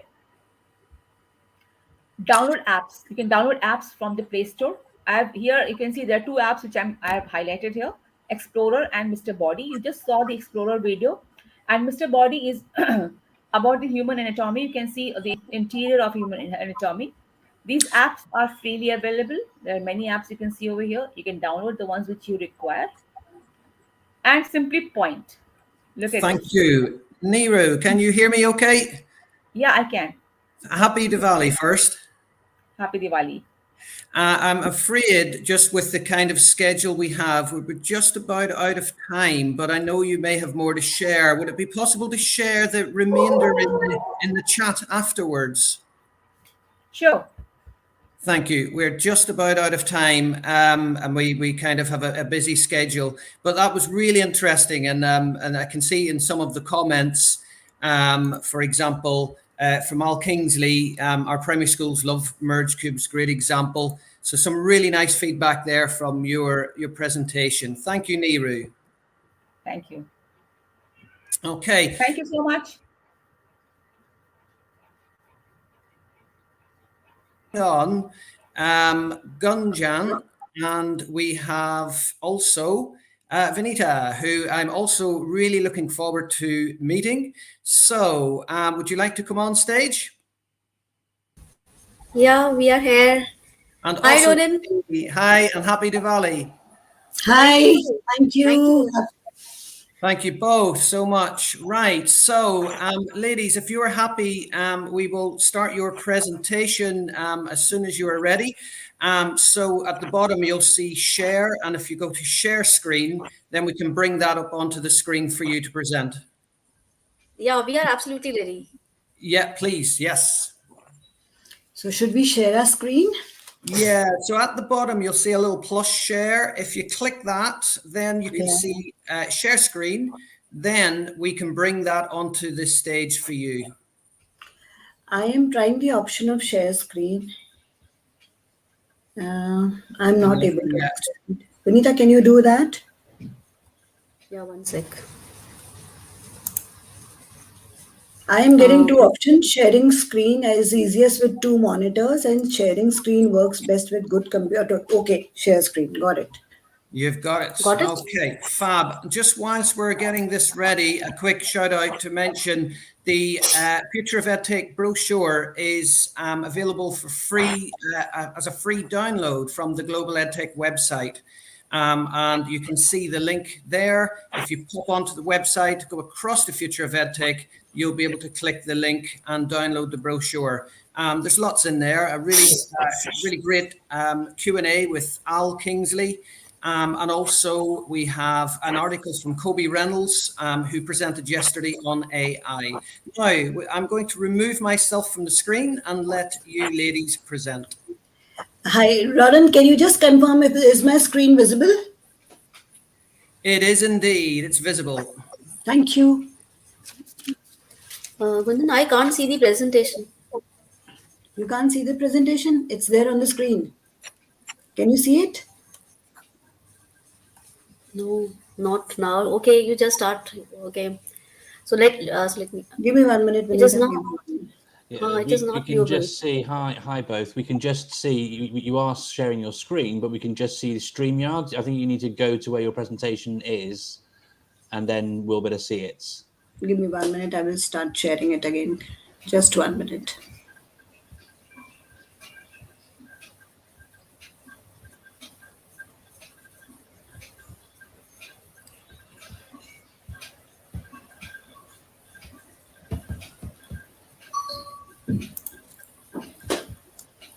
Is it visible? There you go. Yes, it is. It's up on the screen. Yes, now. Brilliant. yes, it is visible Very now. much. Great. Thank you. Thanks. So hi everyone, I'm Vinita Garg, IT head for last 25 years. Hi everyone, I'm Gunjan and Palmer. I am the SEL and Learning Support Facilitator, Activities and Services Action Coordinator at DPS International School, Gurugram. I and Vinita are working together in the field of SEL and EdTech in education, and we are here to share our journey and resources to address SEL in virtual, hybrid, or physical classrooms using the power of EdTech. Over to you, Vinita. So, as we are here to talk about SEL and EdTech, let's first quickly understand what EdTech means. EdTech is a short form for education technology.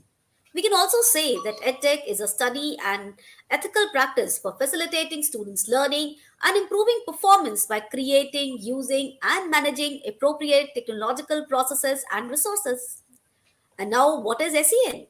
So, according to Castle, social and emotional learning, that is SEL, is the process through which all young people and adults acquire and apply the knowledge, skills, and attitudes to develop healthy identities. They can manage emotions and achieve personal and collective goals, feel and show empathy for others, establish and maintain supportive relationships, and make responsible and caring decisions. Now let's reflect on the connection between EdTech and SEL. So EdTech is a skill that present generation of students are expert at compared to the generation of adults. So addressing SEL using EdTech not only teaches students the way they learn, but also is an opportunity to take SEL infused lessons within and beyond classroom walls with the power of technology. Now, to best understand and explain the connection between SEL and EdTech, we have chosen to use design thinking methodology as it has commonality between EdTech and SEL, which is the very first step of design thinking process, that is empathy. So, using this methodology, we want to empathize that design thinking is a method and not magic. So, when we first ask people about their views on what they think is design thinking and how feasible it is to adopt this methodology in various subjects, here is the response that we got from some of them.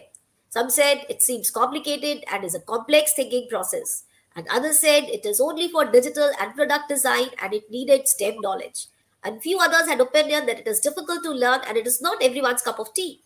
So at this point in time, we thought it is important to understand the reality behind the myths associated with design thinking. So let's come to myth number one. Design thinking is only for creating products. This remains one of the biggest design thinking myths, and it is one that forward looking IT organizations are quickly disproving. Design thinking can be applied not only for new products, but for services, processes, strategies, scenario development, and project road mapping sessions as well. And it can be used whenever there is a need to find innovative solutions. Next, number two, it is time consuming. Do you think so? The focus here is to identify the real need. By spending time with stakeholders, we can empathize with them and we can design the solutions keeping in mind the client's perspective, and eventually we get there by it. So the magic is the quality of results. So it is time well spent, and because solving the wrong problem is expensive, and undoing it takes a lot more time. Myth number three, you should rewire your mind and redo everything. As a new entrant to design thinking, we should redefine our expectations. It is an outcome driven experiential approach which expects us to be curious and listen to different viewpoints to get a holistic experience. And this encourages us to experiment, give us the courage to make mistakes and learn fast from failures while we take our baby steps. So, when we are ready to scale, we have created a solution that best fits the customer's or user's need. And it is important to note that small changes too can make a powerful impact. Design thinking help us to think like designers. Here is what Tim Brown has to say about thinking. Thinking like a designer can transform the way you develop products, services, process, and even strategy. This is what design thinking is being defined as. Design thinking is in education is a mindset and process approach to learning, collaboration, and problem solving. In practice, the design process is a structured framework for identifying challenges, gathering information, generating potential solutions, refining ideas, and testing solutions. Let's try to establish a connection between design thinking and SEL from the words highlighted in design thinking definition. Mindset can be defined as mental attitude or disposition which reflects self-awareness and self-management component of SEL. Collaboration is all about social awareness and relationship skills. And problem solving is responsible decision making. So here is a situation. Let's try to understand this from this situation, which is a day-to-day situation of a company. The public rejected our new chili pepper and mustard sauce. The team was devastated. But we rallied, we reviewed and revised the recipe. Now we have the hottest savory sauce ever to sizzle up the sales chart. Let's try to understand this using design thinking methodology. For this, we need to go back and understand the situation from the lens of empathy. But before moving on further, let's recall the 4 qualities of empathy, which is perspective taking, staying out of judgment, recognizing emotions in other people and communicating that, and feeling with people. Let's look at first part of this situation. The public rejected our new chili pepper and mustard sauce. The team was devastated. What might be the reason behind it? Let's see how the executives involved in this problem empathized with this situation and tried to understand the reasons behind the failure of this sauce at the beginning. Did the company research about the need of the product in the market? Did the company research about the need of customers? Did the company bother to know who were the target customers for the product designed by them? Did the company spend enough time to check out its competitors and in the market and their strategy to deal with them in terms of price, packaging, etc.? What do you think must have happened here? This says, but we rallied, we reviewed, we revised the recipe, and now we have the hottest savory sauce ever to sizzle up the sales chart. So it is all about applying the methodology of design thinking and using it to understand the problem accurately, to be able to define and find out accurate solution for the same. Let's try to flip this situation into a classroom situation. This is a typical classroom situation. We are replacing this sales executive with the teacher in the classroom. My class didn't respond to learning well today. It is not a happy feeling to have. But we rallied, we reviewed and revised the recipe of teaching today. We checked the moodometer reading today and changed our pen and paper assessment to quiz games. Students responded well. What do you think must have happened here? Let's see how this thing works. So my class didn't respond well to learning well today, and it's certainly not a happy feeling for the teacher. So this is a typical situation of a classroom, and here a considerable amount of time which was spent on understanding the problem from the perspective of the stakeholders involved to accurately identify and define the problem. Did I try to find out how students were feeling today? What were the signals to understand this? Did I gauge their mood? Did I approach learning with flexibility? This was all the first step of design thinking methodology, which is empathy, trying to understand. What do you think has happened here? But we rallied, we reviewed and revised the recipe of teaching today. We checked the moodometer reading today and changed our pen and paper assessment to quiz games. So a considerable amount of time when spent on understanding the problems help us find the accurate or appropriate solutions to the problem. Why design thinking in every classroom develops empathy and might save the world? This is why. This is the reason why it is the in thing, and it is why it is required in the classrooms. All initial ideas have values and might directly or indirectly spark improved outcomes. A significant time spent on empathizing with the recipient of the outcome means a more successful project. Designing outcomes based on the needs and thoughts of outcome recipient and rapid iteration of prototypes with regular feedback for others is seen as an integral development tool. Need of SEL and EdTech during pandemic, after pandemic, during hybrid learning, during virtual learning, as well as physical learning. With enhanced virtual platforms and EdTech applications during pandemic, EdTech infused with SEL was used effectively to address learner variability using a multimodal approach towards learning, as a medium for students to demonstrate their understanding using the medium of their choice, which helped in building their self-confidence and self-efficacy, to address self explicitly as well as implicitly using the power of technology. So all these aspects made us reflect to devise a plan for addressing learning by incorporating the social emotional component and making classrooms inclusive and accessible for all. So here are some of the challenges addressed through our intervention plans. The pandemic was making people feel anxious, distressed, or worried. There was a lot of misinformation going around as well as sensationalistic coverage that was only feeding into fear. We started with creation of musical video advising safety precautions and what people can do to contain the spread of coronavirus. As pandemic highlighted the critical role of hand hygiene in disease prevention, we designed a poster showing 6 important steps to wash hands properly. And to raise awareness on the importance of getting vaccinated, we designed one more musical video urging everyone to get themselves vaccinated and educate others about it to contain the spread of COVID-19.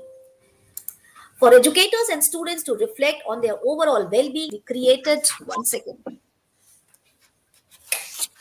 Sorry, my battery was down. For educators and students to reflect on their overall well-being, we created the Well-being Mantra series, which contains 6 posters comprising of simple questions one must ask oneself to stay motivated.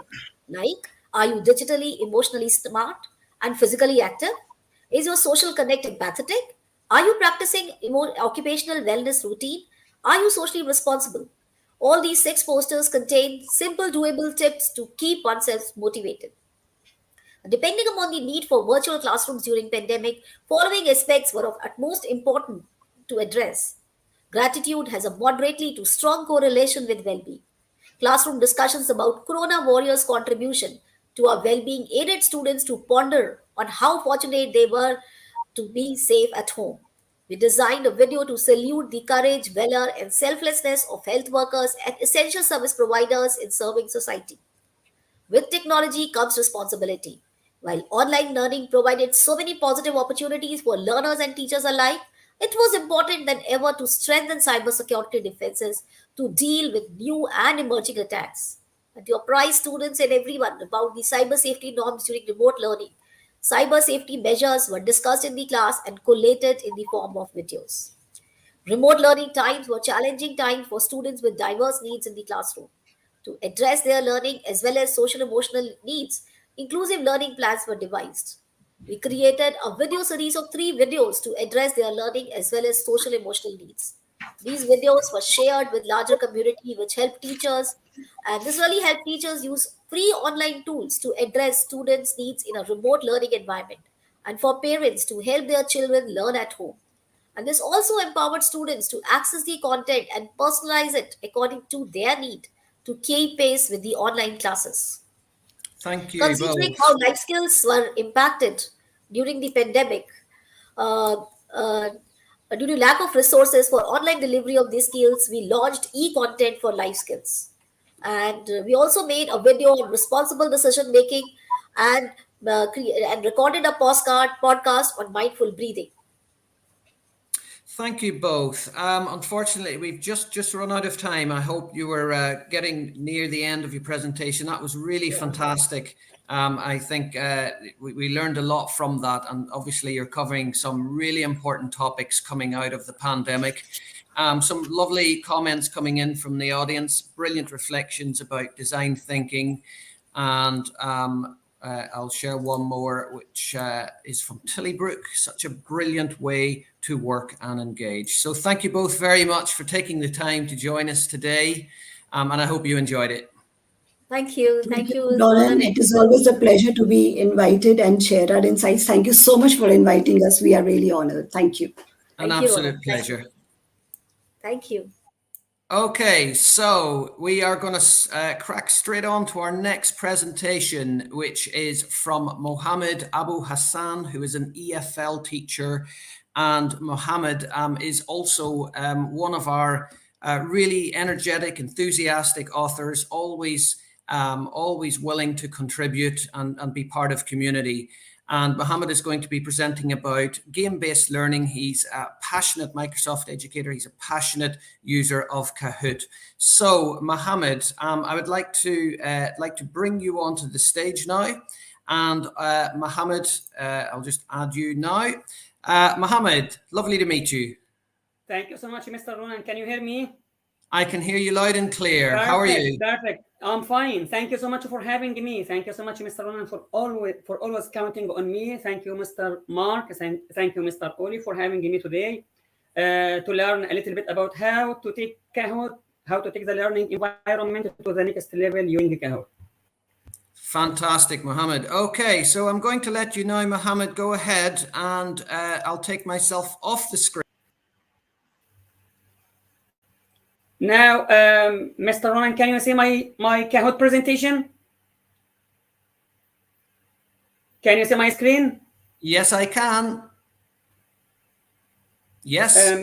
Yeah, perfect. So today we're going to have a little bit about how to use Kahoot, maybe in the face-to-face teaching or even virtually with your students, whether you are teaching remotely, whether you are teaching physically. So let's talk a little bit about the new features, especially in the Kahoot EDU.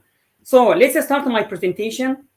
By the way, I'm a Kahoot ambassador and a Kahoot Academy verified educator. So let's look about our today's agenda. First of all, we're going to learn what is a Kahoot, what is a Kahoot platform. We were going to learn a little bit about the Discover page, how to create a Kahoot, maybe ways to play Kahoot with your students, maybe even live or even self-paced learning, how to assess your students' achievement, also how to integrate Kahoot with Microsoft Teams and also with PowerPoint presentations. What is a Kahoot? Of course, many of us are Kahoot lovers and also Kahoot power users. So Kahoot is a free game-based learning platform that makes it fun, that makes it awesome to learn any subject in any language, on any device, and for all ages. So it's used by millions of people all over the world. Used by teachers, by families, by students, by companies, and even lifelong learners. Let me tell you how I'm using Kahoot with my students and their parents as well. So here is what is a Kahoot platform used for.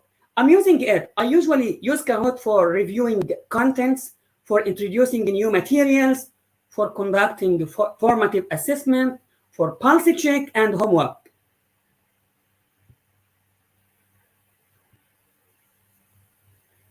There are two ways to play Kahoot. The first way to play Kahoot is while you are teaching live with your students, even in your classroom or even virtually. So you can play Kahoot live in person or via video conferences if you are teaching remotely. Everyone from your students, from the players, from the attendees, from the participants is going to play at the same time with questions and answers on host's screen and the students' devices as well. So now the players can view the answers and the questions on their devices rather than on the teacher's screen. Also, you can assign Kahoot challenge for your students as self-paced Kahoot game, as homework, or even if you are going to review some kinds of content. It can be played at any time from anywhere. Players view questions and answers on their devices. How to create a Kahoot? We're going to dive in different question types, the question bank, how to add media to your Kahoot platform or to your Kahoot game, and how to use the Discover page. The first thing is that you have to learn a little bit about the different question types. We have so many question types that you can use in your Kahoot game. We have the multiple choice quiz questions, you have true or false, you have the puzzle, quiz plus audio. Also, you have the type answer, how to use the question bank, how to use polls, what the clouds, open-ended, and the brainstorm questions to collect opinions and ideas from your attendees. And finally, how to use the slides feature with texts and images or videos to present info or contents. The first thing is that during the multiple choice quiz questions, you can add 4 image answers, you can add 4 text answers, you can add videos to your questions just to promote discussions and engagement. It's all about how to make learning awesome. It's all about how to make learning fun, how to engage your learners during the teaching and learning process. You can add true or false, where players decide if the statement is true or false. You can also ask them to type their answers, just to only type short correct answers. Also, you can use the puzzle, which is a great way to get your students more focused and engaged, and also to test deeper and understanding, to test their understanding levels. You can add, right now, you can add audio to your quizzes just only by adding your text, which is available and support 37 languages. And such kinds of questions are available in Kahoot Premium, Premium Plus, and Kahoot EDU.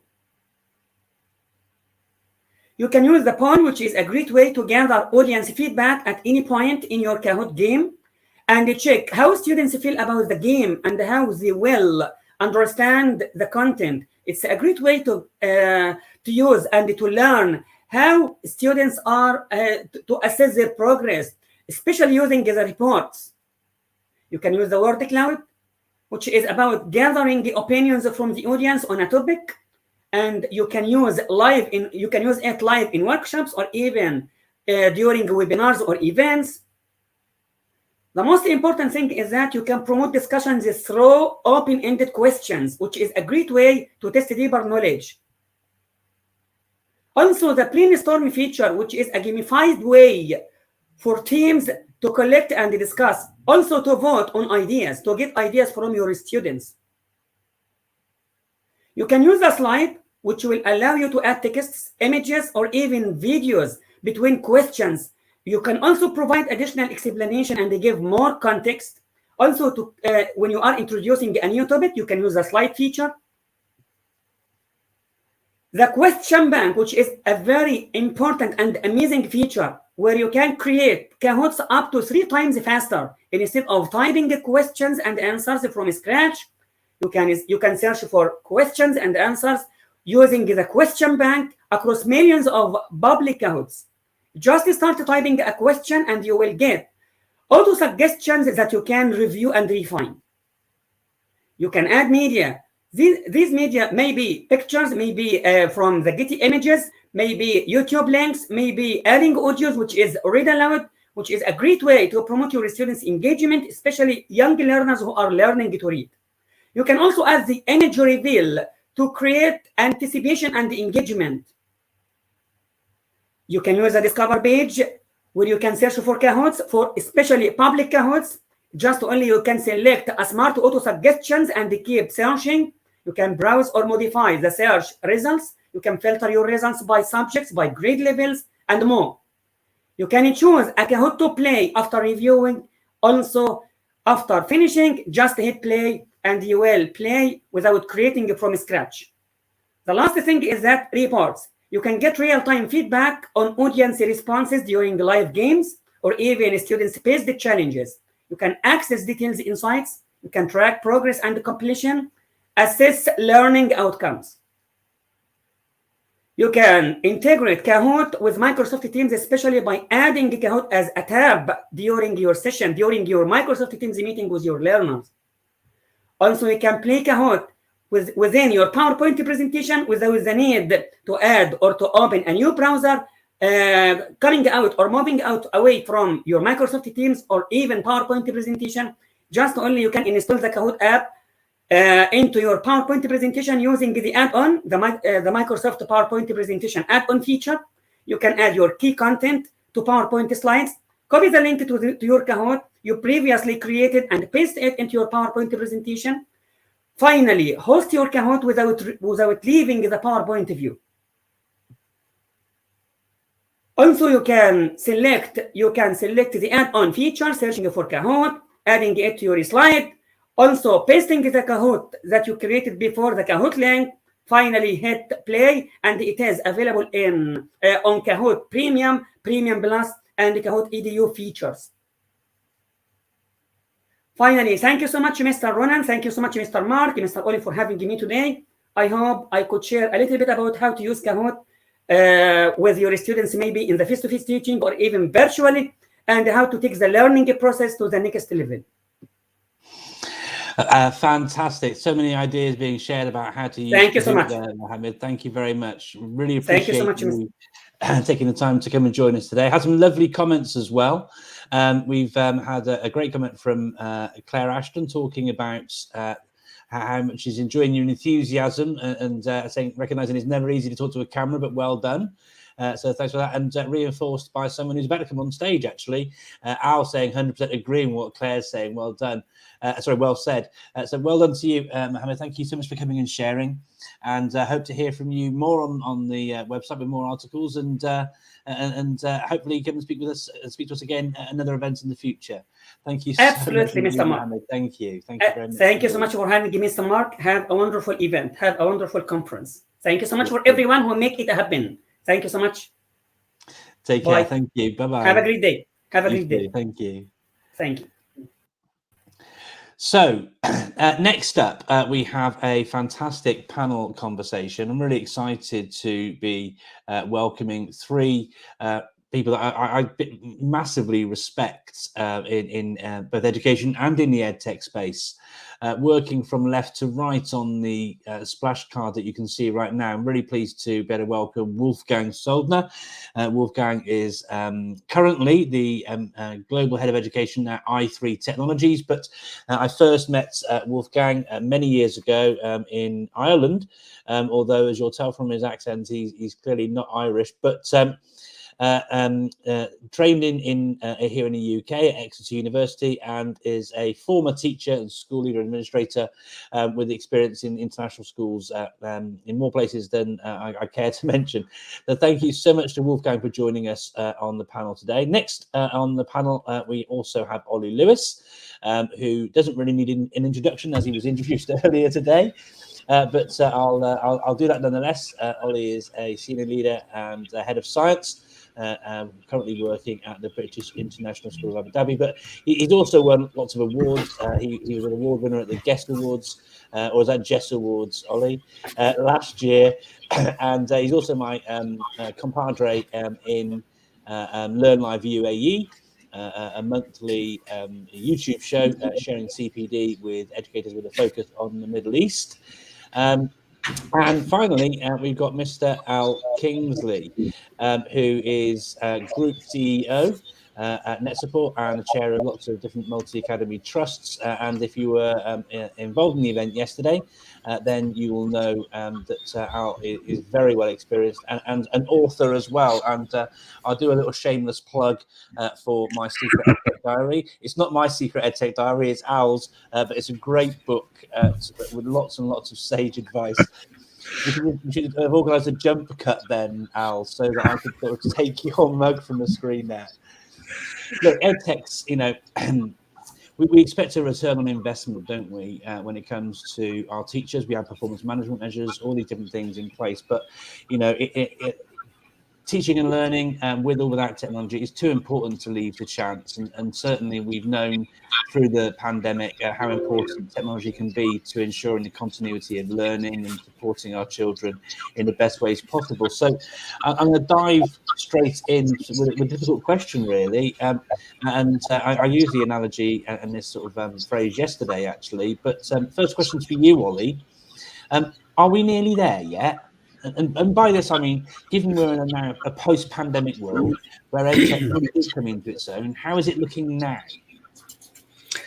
I don't think we are. To answer the first half of that question, I don't think we're there yet. I do think we're in a much better place than we were. It's great that in many respects EdTech was forced onto the table for discussion. Certainly across schools. I don't think we're there yet. We're definitely in a better place. I think we're moving closer to meeting the needs of the user. I think another positive aspect of kind of the journey, I think it's probably best to describe that over the last 2 years, is the fact that vendors have been a lot more open and willing to sit at the table where they may not have been historically speaking. And I think kind of triangulating that information across vendors, schools, and then educators as to, what is really needed to drive teaching and learning in the classroom has certainly improved. I do think teachers globally are slightly saturated. If you take a perspective local to one particular country, for example, lots of schools have adopted lots of different types of technologies to fit and fix gaps that they may have had that pre-existed because they weren't, further down the road on their digital strategy. So I think you'll find lots of schools, possibly even countries, stepping back slightly from educational technology as a result of those decisions. So I think that's a reality. However, as you know, and I'm sure Wolfgang and Al will attest to, it's you do expect to see a result from it. And I think a positive aspect of this is lots of schools have openly shared what has and hasn't worked for them in the educational technology space, and that enables schools, teachers, and vendors to learn from that experience. And I do think that is a big positive to come out of the situation that we've existed in the last couple of years. Now, I think that's a really important point there, actually, Ollie, because whilst it's lovely to learn about things that do work, it's also, I think, equally and if not more important to be able to learn about the things that don't work. And that hive mind, that collective approach to efficacy and what works, I think is a great point to make there. Thank you very much, Ollie. Next question goes to you, Al, really, leading on from that. Education technology is an exciting and very fast-paced industry. Now, you've been involved in education technology for more than 30 years. NetSupport as a business has a variety of highly successful products like NetSupport DNA, Classroom.cloud, NetSupport School, so forth and so on. How do you think you would manage to achieve that consistent success over the 30 years? And linking to that, because you're running a business which has millions and millions of children using the software every single day, is EdTech the same the world over? Have you got any perspectives you could share about the differences seen around the world? I can do my best. I'm not sure I'm going to emulate the enthusiasm from Mohammed in his last presentation, but I will certainly try. I think there's there's a number of questions within a question that you asked there. In terms of us as a business, I really agree and resonate with the comments that Ollie's made. One of the things that I always try and advocate is whilst we are on a real journey of learning right now, Mark, and vendors need to learn, I think we also need to make sure that we don't treat all vendors in one bucket, the same way as we recognize that all schools are different and are on a different stage in their journey. So for many of us, the link to, being in the business 30 years, how do we continue to have success, is because the concepts of co-production, evidencing, actually having technology that delivers on what it says is not a new concept for us, and nor is it for many other vendors.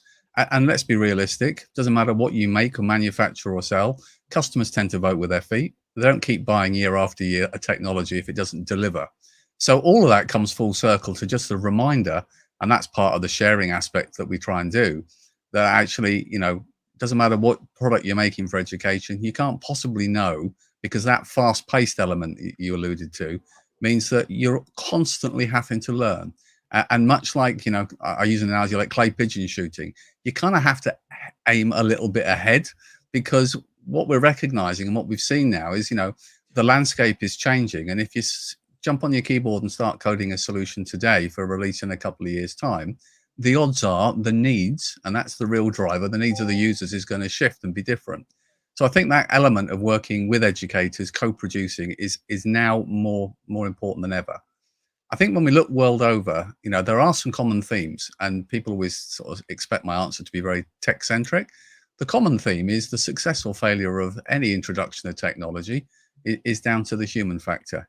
That's been the success that we've measured over the last 18 months of adaptability. The technology has helped and facilitated, but fundamentally it's the people that really drive. And that's obviously the common factor around the world. When we start looking beyond that, there absolutely is disparity. Sometimes it's unfortunately shaped by the digital divide and the access to funding and government funding that sits at a national level that will dictate how quickly schools can start to move towards their digital aspirations. And I think that's kind of a key. And sometimes it's down to leadership to perhaps embrace the bigger picture of what we mean by EdTech. I think for the natural reason for many, implementing a particular system, we've now got a student information system, there you go, tick in the box, we now do EdTech, is missing the point that it's a much broader topic, and it's woven into all aspects.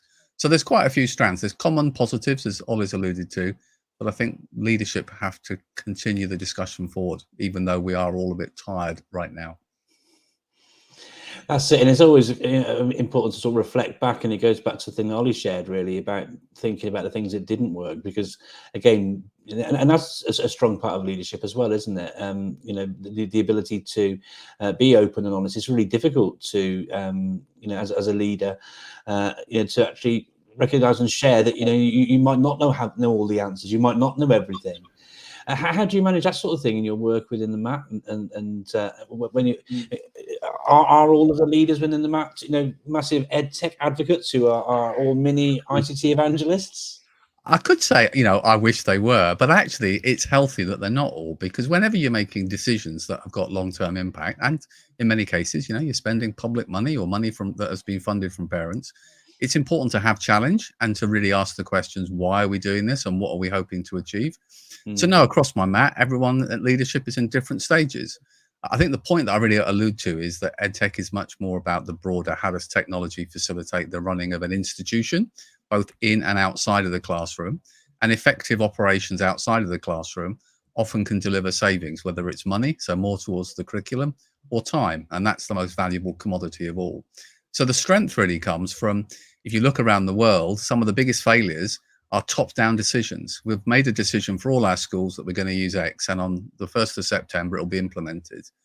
Often the more successful ones are bottom-up, where we've actually got that collaboration and feedback from teachers and students and the stakeholders, whether it's data protection, safeguarding, whatever it may be, to actually understand and shape the rationale for how that aligns with our schools' plans and aspirations.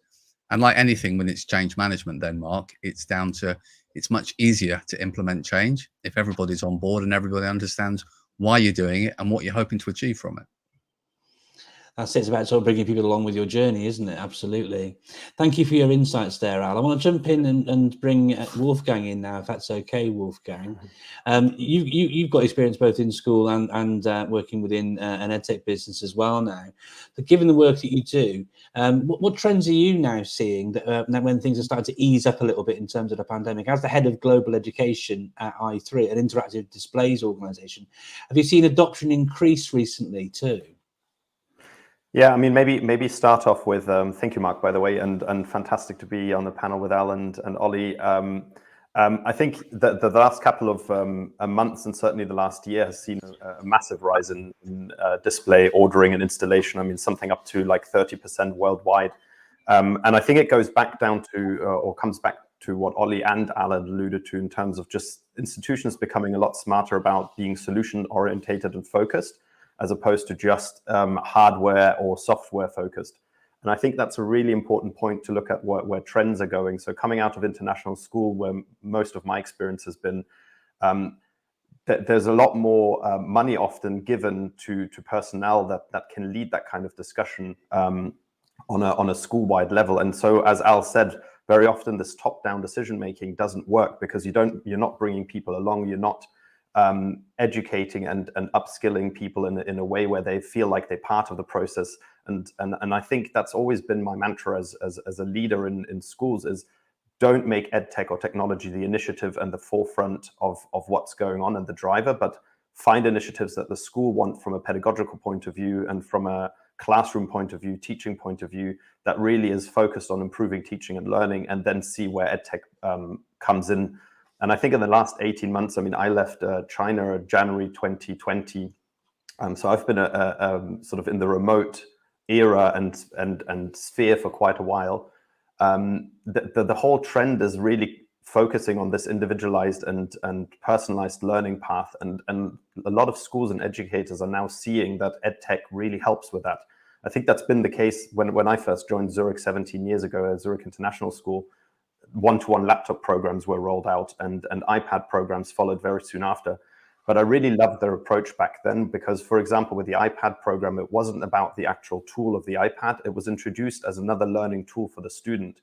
And from a teacher's point of view, apps, for example, were chosen as multidisciplinary applications, not just as a single use. And so the whole thought process from a teacher's point of view was, how does this tie into units? How does it tie into my year? How does it tie into my entire teaching as a teacher? How does it tie into my curriculum?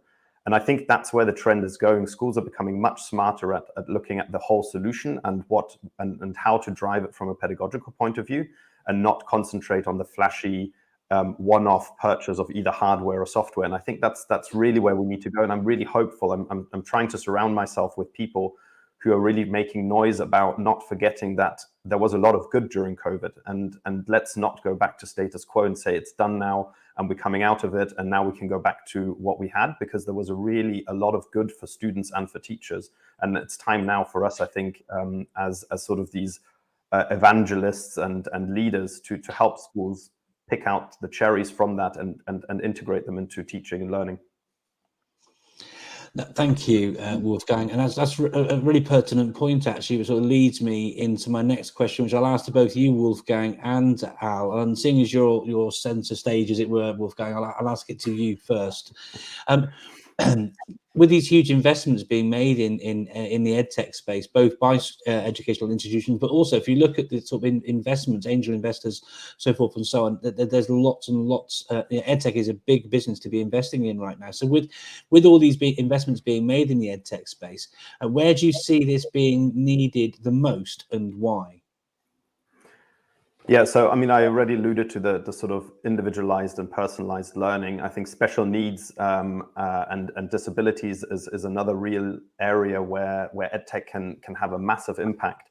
And I think, I mean, Al's representing, a vendor and company, so am I. And I think for us, on the flip side of that, what's really important, and Al's alluded to this today, and it's understanding pain points and not just coming in and saying, look, this is a solution we offer, these are the different elements.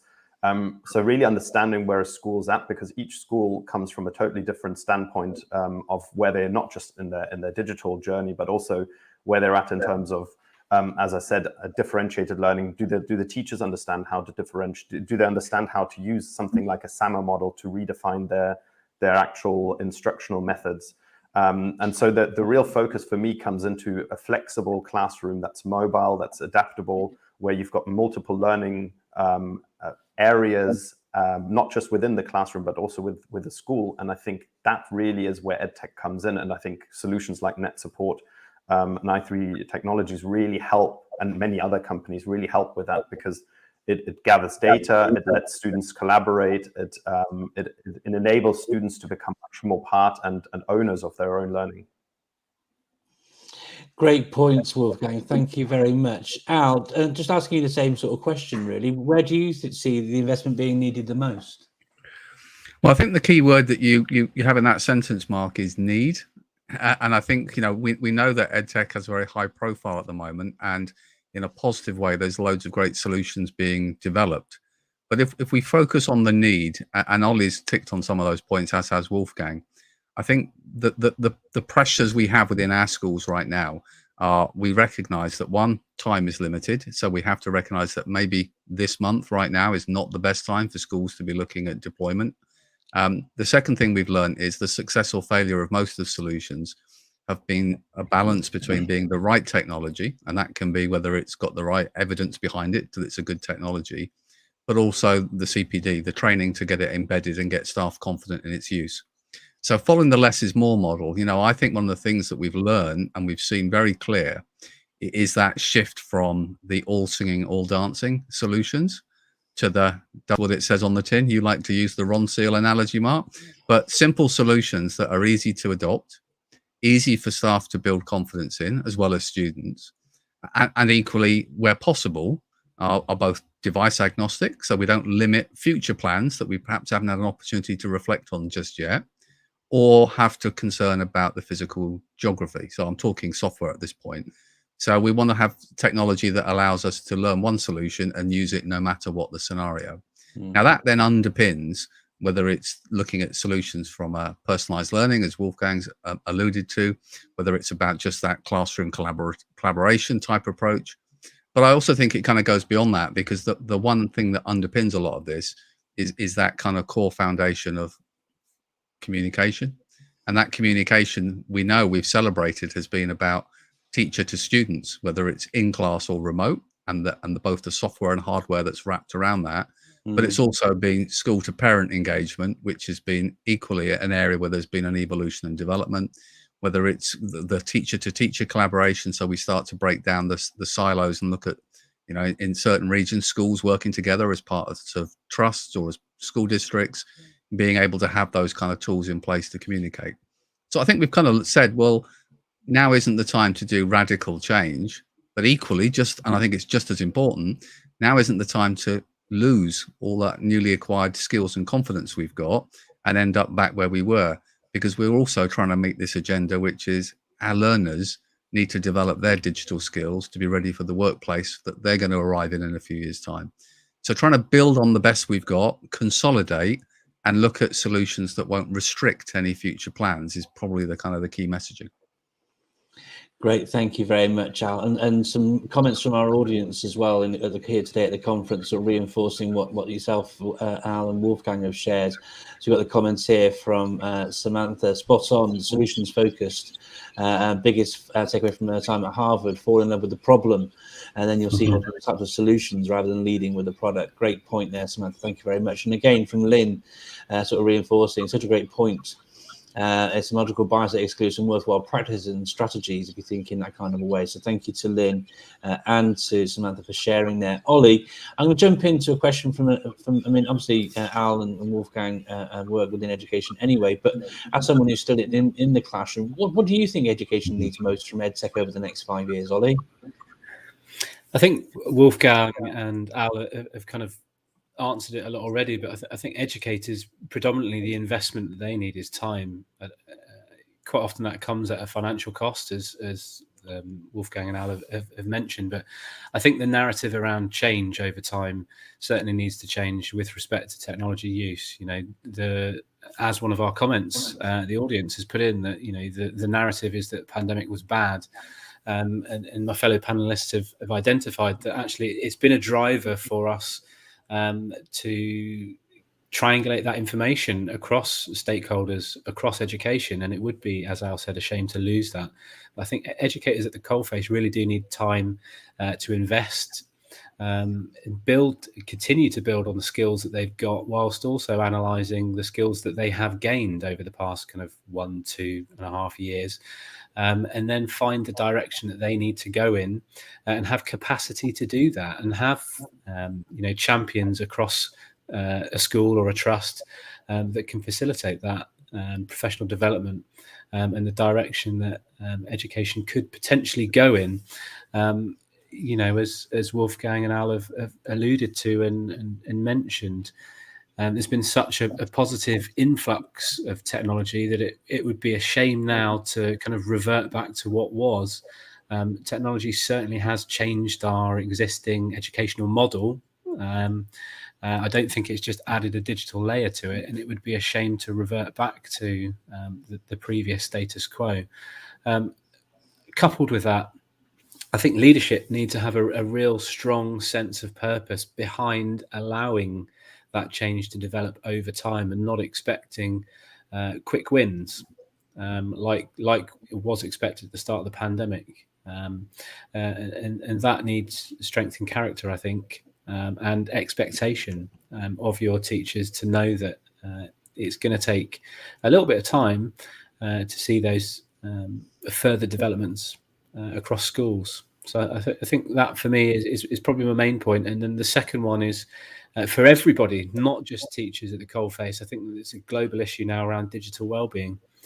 I think that we need educating, no matter what space you work in, around positive digital wellbeing and solutions around ensuring that we're not, staring at our phone when we get up first thing out of bed while you have your coffee, staring at the sat nav, possibly a little bit on the way to work, and then in front of a computer screen for 8 hours, and then you come home, you might chat with your family for a bit, back on your phone, watch a bit of TV. I don't think it matters what space you're in, and we have to be a positive role model for students around digital wellbeing as well. And that starts with education. So we need to get that right in the education space predominantly, so that we can be those positive role models for students. Thanks, Ollie. I mean, I guess it's about forming the right habits, isn't it? And obviously, if we can educate learners at an early age about how to use tools like screen time positively, because screen time in and of itself, I mean, there's been lots of articles saying screen time's bad and all the rest of it, but that's just not true. There are good uses of screen time, and equally there are bad uses of screen time. Al often uses driving analogies. And, you can be a good driver and a bad driver. It's not the car that's the actual problem. It's the person behind the wheel and how they sort of tend to use it.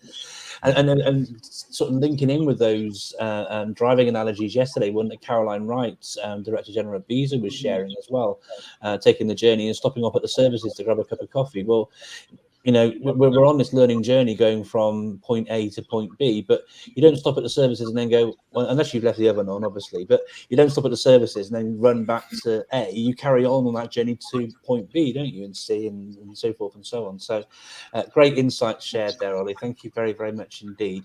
I'm going to start to wrap things up in the next few moments, but I wanted to sort of get a few, because it's always lovely to have takeaways from a conference.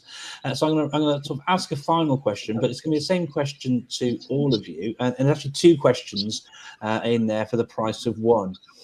So with that in mind, the question is this. Can you please share your favourite use of EdTech, along with any EdTech you think that should end up in Room 101? Now, for our international audience who might not be aware of what Room 101 is, Room 101 is that place where all bad things should end up. Okay, so it could be Betamax recordings rather than VHS. It could be all sorts of any bad technology you think that's had its day or isn't really very useful. So working around from top left to bottom to right. So Ollie, then Al, then Wolfgang. First of all, can you share your favourite use of EdTech, and then we'll do the Room 101 bit after that. So Ollie, what's your favourite use of EdTech? Any technology that allows creativity in students, where schools just facilitate that. So where students are allowed to create podcasts of their own. We've got Year 13 physicists at the moment creating their own YouTube podcasts with little snippets of revision on on physics for younger years, or for example, at Heartland, where they have a NFT project going on there, something that's current, engaging, and allows creativity. Thank you very much indeed, and great example there. Well, whilst I've still got you, what are they using to create all these things? What tools are they using? Our podcasters are simply just using a microphone from school. The ones that we were given, the teachers were given, in fact, I've got one in my bag somewhere. I think it cost £10 for the microphone, and anyone can create a YouTube account. So it's simple, easy technology for the win. Brilliant. Thanks for sharing that, Ollie. Al, how about you? What's your favourite use of EdTech, apart from maybe using every net support product? Yeah, you kind of, yeah. Well, that's ruled out quite a lot of options. I suppose they are interlinked. Where I've seen recently, I think the most important aspect has been technology that facilitates good communication between teacher and students, but also fosters peer-to-peer, because I think that ties in with well-being and other factors that we've seen. So I think we can embrace the last 18 months how actually we've gone from quite a low point to really quite an embedded point in terms of the effective use of technology for good communication and collaboration. Mm-hmm. I think we should celebrate that. And of course, I'm slightly biased with classroom.cloud.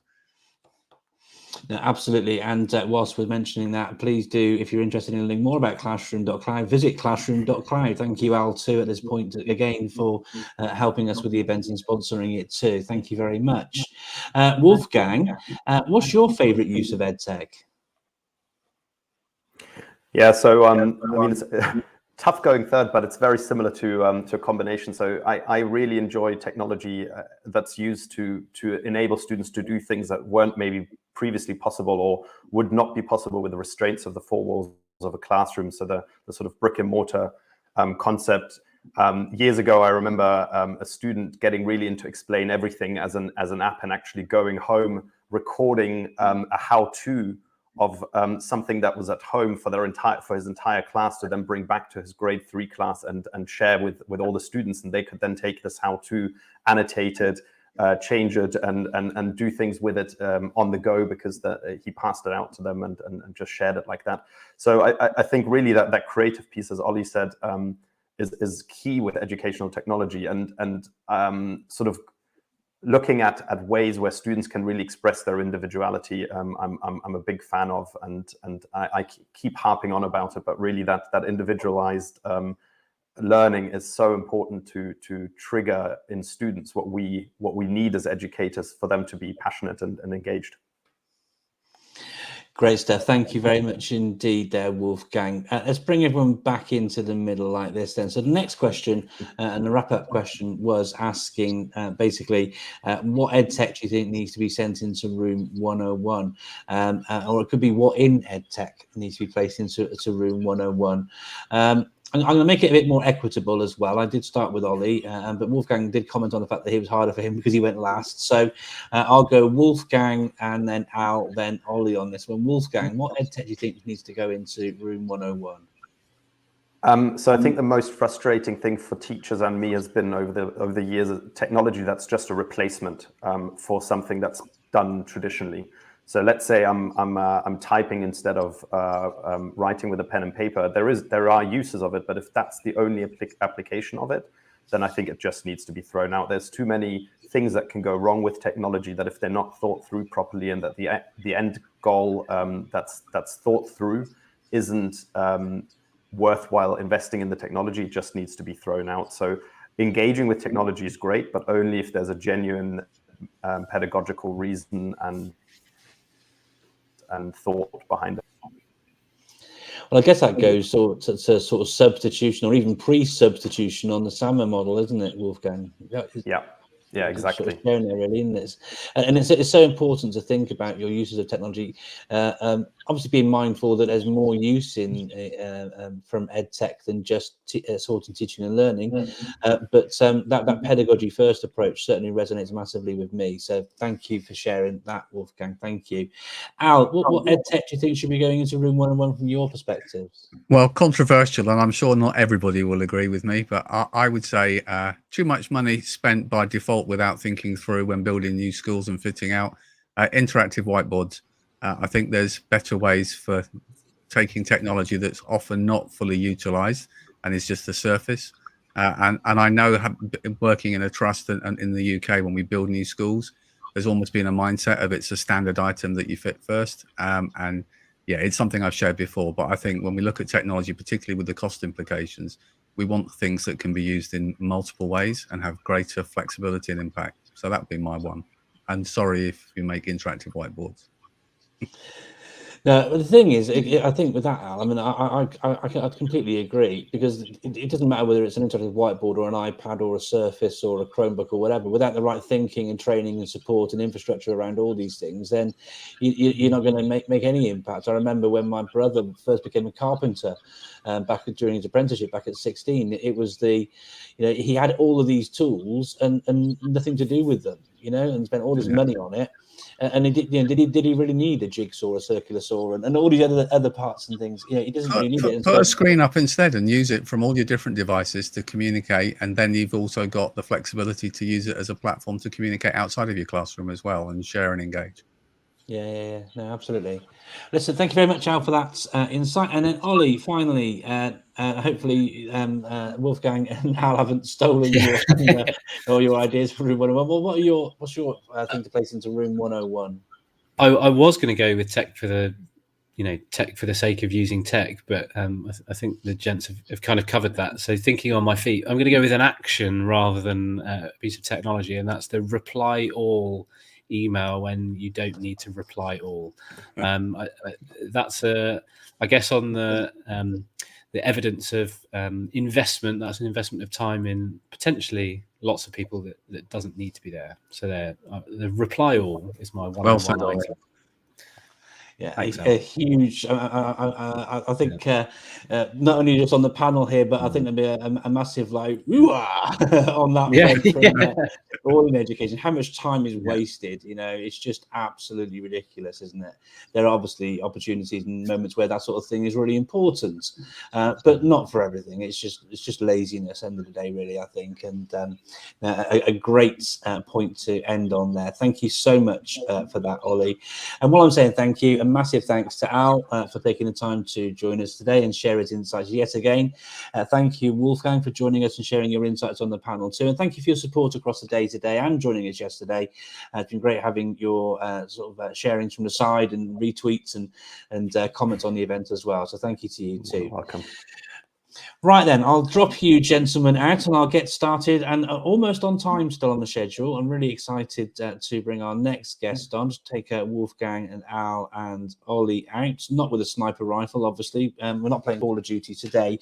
But it gives me great pleasure to welcome our next guest onto the conference stage today. Sophie, somebody I met, she may well remember. It was quite a few years ago now, and she was talking about this podcast she was thinking of starting, and it's just been. I love it. I don't listen to many podcasts. I have to say, I used to listen to more when I was driving around and traveling more, but so the last 18 months, I do struggle to keep up with the things I was listening to. But I always make a point of checking out the EdTech podcast with Sophie Bailey. Sophie comes from a massive heritage and knowledge base from her work where she was formerly, before she started the EdTech podcast, as the content director for BETS. You might have heard of that small event that happens once a year. About 10 people turn up. No, far more than that.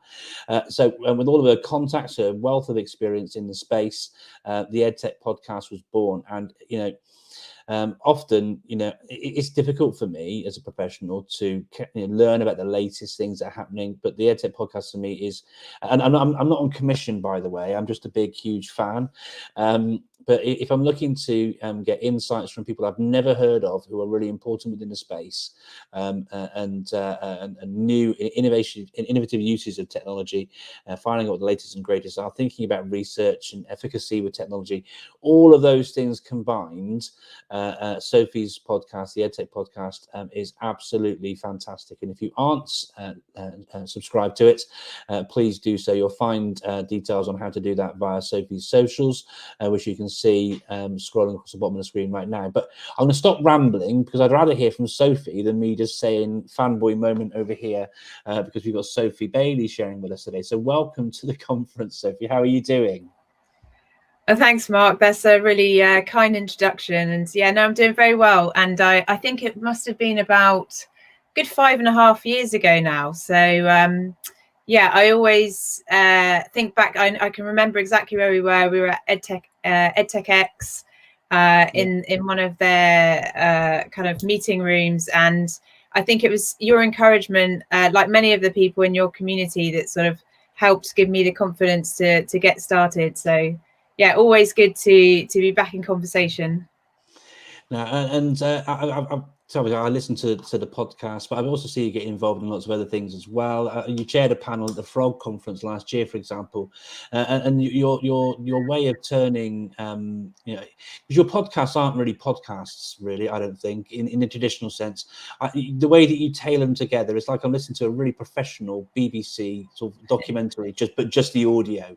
The way you interweave the stories in there and help the points to shine, and the guests you have on to shine within there, I think is absolutely superb. So, as you know, I'm a fan, so I'm going to stop doing the fanboy thing. I'm going to hand over to you because I'm really keen to learn from you about what you've been learning about technology, its efficacy, its use, and trends, and all these sort of things. Rather than dropping out, though, I'll stick around so I can jump in with some questions and things, if that's okay. Brilliant. Yeah, no, absolutely. Well, yeah, I think when you and Ronan invited me to take part in this, I was sort of reflecting on 5 years of the podcast and just having a think, especially in the last 2 years, what would be useful for people who haven't listened in, and some of the trends that come up time and time again. So I just thought I'd sort of try and condense some of the things that are sort of consensus points on the podcast, and then maybe share especially why they're relevant to education, and some resources which might be handy for people to take away. But I'll start very much at the top level, and apologies if this is a little bit all over the place, because I've been on the road all week, but hopefully there's some points of interest in there. So the first one at sort of the macro level, and this will be no surprise to anyone who has an interest in technology, is on the one hand, technology is getting quicker. So, you know, when we think about 5G coming along and 6G, and if you follow the idea of Moore's law and the idea of the singularity, basically the computing processing power is getting cheaper, which means that things are getting quicker and cheaper, and that's probably not new to anyone listening in. So yesterday I was at the launch of a place called Fibre Hub in Camborne in Cornwall, and this is a place to bring together sort of technology companies, and it's next to the college there. So the idea of bringing sort of education, skills and tech companies together. And the keynote there was a lady called Imma Martinez, and she's a specialist in the commercialization of AI. And the whole message of her talk, which I'd like to sort of share with everyone here, was how the basis of our civilization is on collecting and organizing information. So she talked about 5G and how that will mean we can do things far quicker than we are currently, and how the Internet of Things that we like to think about, so the fact that objects are connected, that we can collect data from them, will then become the Internet of everything, so including ourselves in relation to everything around us, and a constant process of data collection. And this will sort of be categorized and optimized by artificial intelligence. And there's a lot of buzzwords in there, so I'll unpack all of this in a minute. And to sort of continue this theme, last year I had the opportunity to chat to a chap called Misha Dola, who's the professor in wireless communications at King's College London. And he was talking about 6G and how this will kind of revolutionize immersive technologies and what this means for education. And put very simply, if we think about the worst parts of having Zoom calls over the last year, or online learning where it feels very two-dimensional, you know, sometimes you're not even sure if there's anyone at the other side of the screen. Sort of when we get to 6G, the promise of that is that it will feel very much like we are in the same space, that you can feel and interact with that person's presence in a way that's far more realistic. So I guess the purpose of sharing that as context is that technology is getting quicker and cheaper. So what has that got to do with education? Well, there's two things. One, technology is not going to go away. So it's good to get to grips with it so that you sort of have a seat at the table, and that you are able to help sort of shape how you want this to develop. And two, this is the new world of your students. So, you know, understanding this is really key in terms of helping them navigate this world. So whatever stakeholder you are in the school community, whether you're a parent or a teacher or the leader of the school, one of the leaders of the school, it's really essential just to have even a conceptual understanding of what's going on so that you can kind of help your students navigate that. So the caveat to all of this, to this kind of top level onslaught of information, it's coming, you know, the Americans call it the fire hose, don't they? That fire hose of information, is that, you know, in a world where everything is optimized, we are also sort of seeking the human. And this is very much being reflected in the EdTech and how that's being developed. So I guess when I think back to when I launched the podcast, there was very much this, at the time, it was all about personalized learning. And using sort of machine learning and AI to sort of nudge the learner through a scheme of work in the fastest, most optimum way possible, to encourage sort of the best outcomes in terms of learning objectives. And lots of the big EdTech sales at that time as well were these big online learning companies that were sort of using this way of going about things. But in recent years, and I think this has been compounded by the pandemic as well, we're now seeking out sort of more human and humane versions of this EdTech. So these might be less optimum and slower even, but they're tapping into our needs to be motivated far better. And using things like social learning theory, peer-to-peer learning and communities of learning. And this will be no surprise to all of the teachers watching, and you know, they will see that among their students, and they will know that some of the best EdTech tools that they've used sort of really help to have collaborative group work and things like that. So that's become a real trend that I've noticed. And you know, it's not really surprising, because if we feel isolated and depressed and have the worst successes of the pandemic effect of lockdown and that kind of thing, then you know, there's no way you're then going to get into actually learning anything in a useful way. So we're seeing a whole raft of EdTech which places the importance of individual learner motivation and needs along pure content. So where previously we had digitization, and you know, you can imagine the old what were publishers who now have restyled themselves of learning analytics companies. Like a lot of that was, in the first instance, was just digitization of content and content dumping, and now it's much more about getting to grips with you know, the motivations of students. So one of the companies I interviewed in that space was called Performance Learning. It's a chap called Tej Salmani, and he used to be an athlete. I think he was a tennis player, and so he applied all his sort of elite athleticism training and understanding of personal motivation and personal discipline and rigor and approach to training, and has sort of put that alongside his own online learning platform. Sorry. So really interesting approach. There's two more points. So one is, and this feeds on from the last point, social emotional learning. And I didn't have the chance to catch the presentations before, but I'm sure this came up. And you know, the pandemic, like many things, has accelerated the interest in this, but it was very much there before and a trend over the last couple of years on the podcast. And so there's been an explosion in sort of social emotional learning and tools. And if there's any primary school teachers watching or parents of young children, then you may be aware of Cosmic Kids or Cosmic Kids Yoga. So these guys, Jamie and Martin, they have this YouTube channel. It's got over 1 million subscribers. And what Jamie does is she sort of takes her acting credentials and her interest in quite old school now TV presenters who really look down the camera and connect with students, and to help connect with them and use things like mindfulness and yoga to try and get into that state where then, you know, you're more receptive to learning and feeling more calm and in control of your emotions and that kind of thing. And they're now developing a sort of social emotional learning curriculum for schools or content for schools to work alongside their curriculum. So definitely recommend going to check out what they're doing.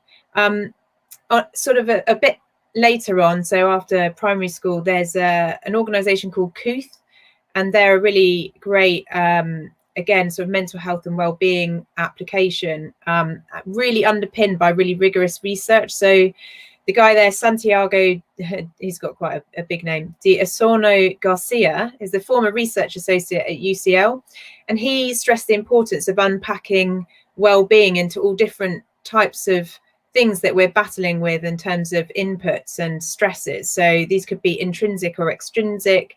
They could be global events, so something like the pandemic or, you know, climate change that stresses us, but also personal, so things that are happening at home. And I think, you know, again, educators will know that these are all things their students are battling with, may impact their interaction also with use of EdTech. So coming online, using their camera, if they've got different circumstances at home. So both of those episodes were super interesting. And yeah, again, there's a real trend now in and making sure that that is not a sort of bolt on, that is intrinsic to how someone's success in their learning will be sort of implicated. So this brings me to my sort of final musing on all these episodes, and this is very much that creativity is and should be now at the core when we think about EdTech. And I think you know your past guests just brought that up as well, didn't they? You know, we are not computers. So when I started the podcast, people were really obsessing then. I remember at the time with coding clubs. So coding clubs are absolutely brilliant. I love coding clubs. I like, you know, coding and tinkering and making clubs, absolutely. And then at the adult level, coding boot camps. But I suppose the caveat to that is that education more generally is trying to understand how we will coexist with computers. You know, that's the world we're going into.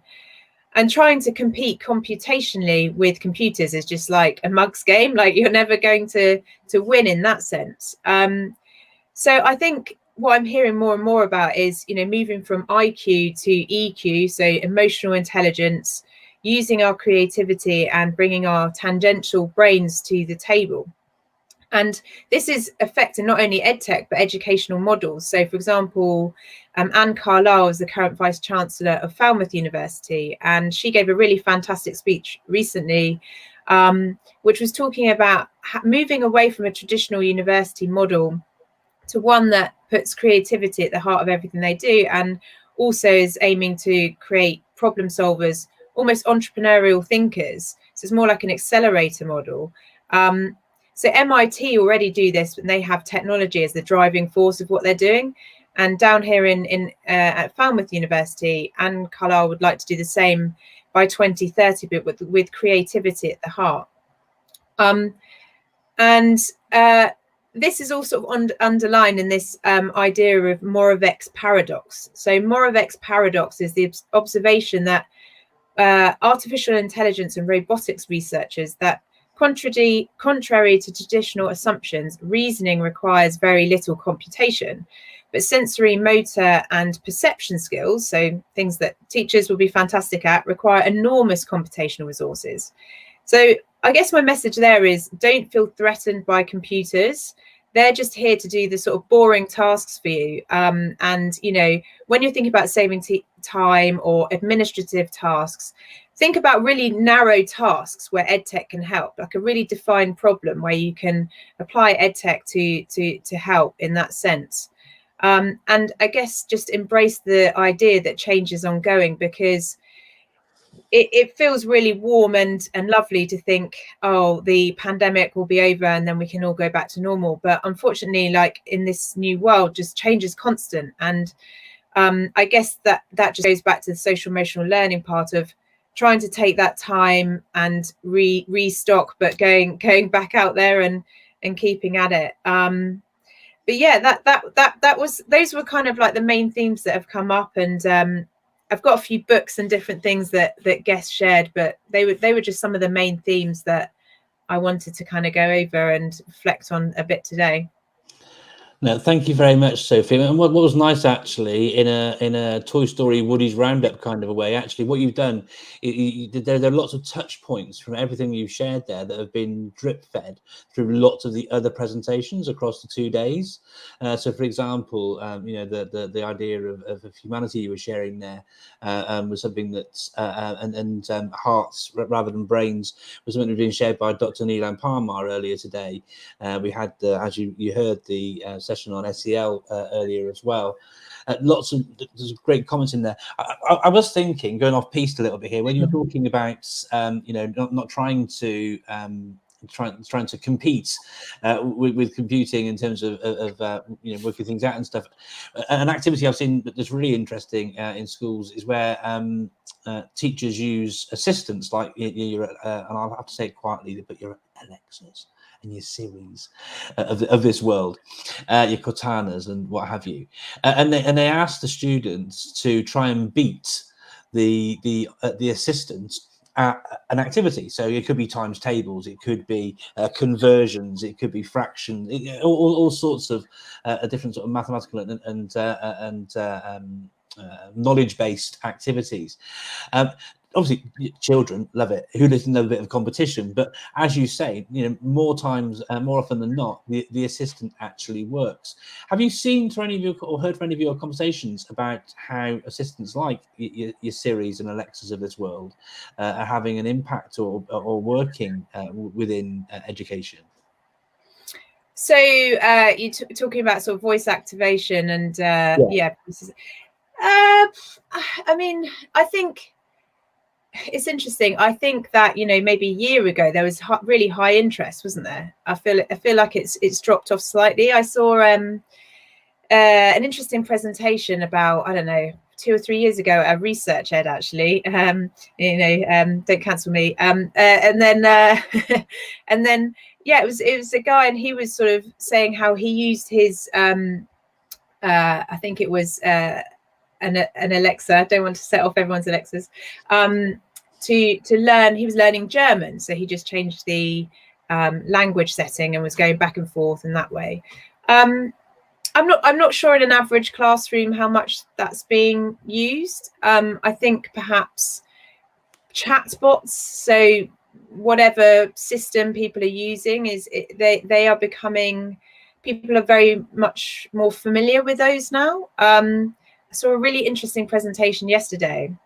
There's this fantastic guy, and he's actually an entrepreneur based in Cornwall, and he's doing meetups for teachers to demystify what AI is and to try and help their understanding of that and how they can convey that, etc. So every Wednesday he does these meetups, which is really cool. But what he's doing is using and this goes back to your voice bit slightly, but using a chatbot essentially to crawl all over a so not a chatbot, sorry, he's using artificial intelligence to basically tackle the problem of homeless people who are needing to apply to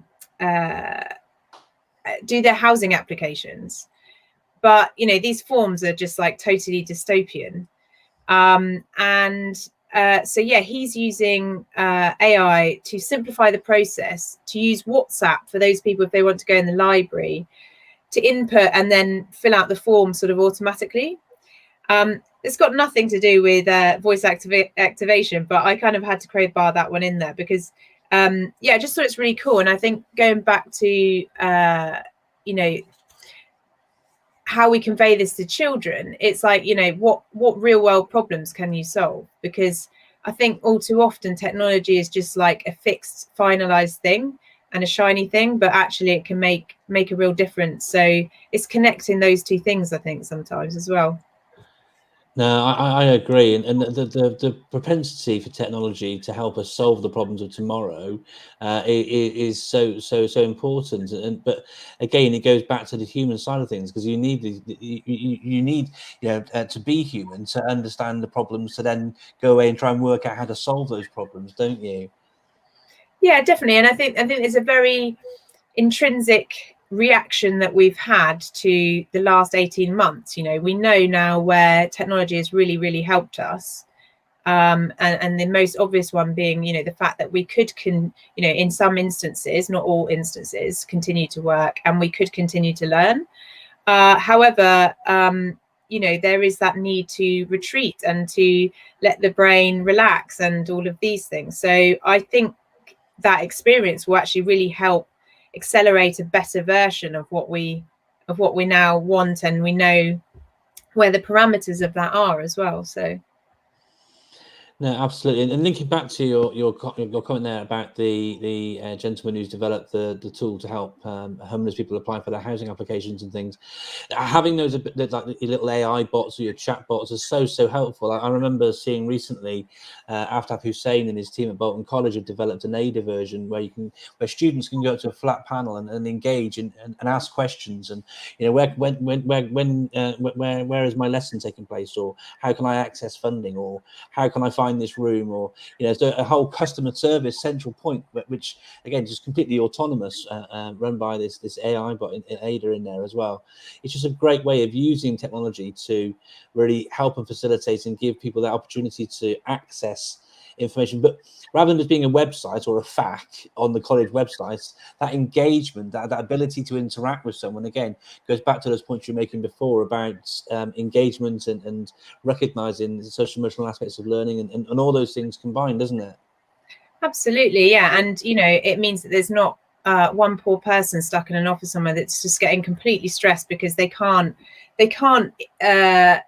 themselves reply to 80 people in one go who are all asking the same question in one go. So you can scale. It's in a way it's a very simple idea. The information is already there. You can anticipate what people want to understand, and then you just kind of make the service really easy. So I was kind of musing on the useful EdTech, and I think I put here because I remember your questions from before, but like for me it's the things that save you time, and again having a very good understanding of like what is the narrow problem that's distracting you from everything else, and try and find something that will specifically take that off your hands. And then the other one that I think is just really super simple, that reflecting on the last 18 months, is just like this idea of connecting you to the community, that we can't do everything ourselves. We see the flaw of email because it is just like one-to-one or one-to-many in a really terrible way, but it's just overwhelming. Whereas I think technology that connects you to a community so that you can do these things together, and that in a school, that could be the parents, could be school, other schools where you can learn from their best practice, it could be industry. I think just that simplicity of technology connecting you could be to experts on the other side of the world. It could be that WhatsApp group that is like 5 people that just add that sounding board. Really simple things like that, I think are really fantastic. And just being able to reach out to people that perhaps would be hidden before. So just uncovering expertise in that way as well. But it doesn't always have to be these overcomplicated things either. No, absolutely. And I mean, just linking back to our very first presentation today, Elainey was talking about a tool called Moat, which you might have come across, which is a lovely little voice recording tool which you can use for lots of different things in Google and Microsoft ecosystems. But again, super simple to use. It's not trying to overcomplicate anything. It's as Al mentioned, I like to mention the word Ron Seal. It does what it says on the tin, and what's lovely about a tool like that is that it's just massively scalable in terms of the ways in which you can use it. So, she shared a great thing where for mindfulness sessions, she had a looping video of an underwater scene, and had used Moat to record some audio to go on there, which played sort of soothing sounds. And then her voice was on another one, which sort of added questions and brought this up in again.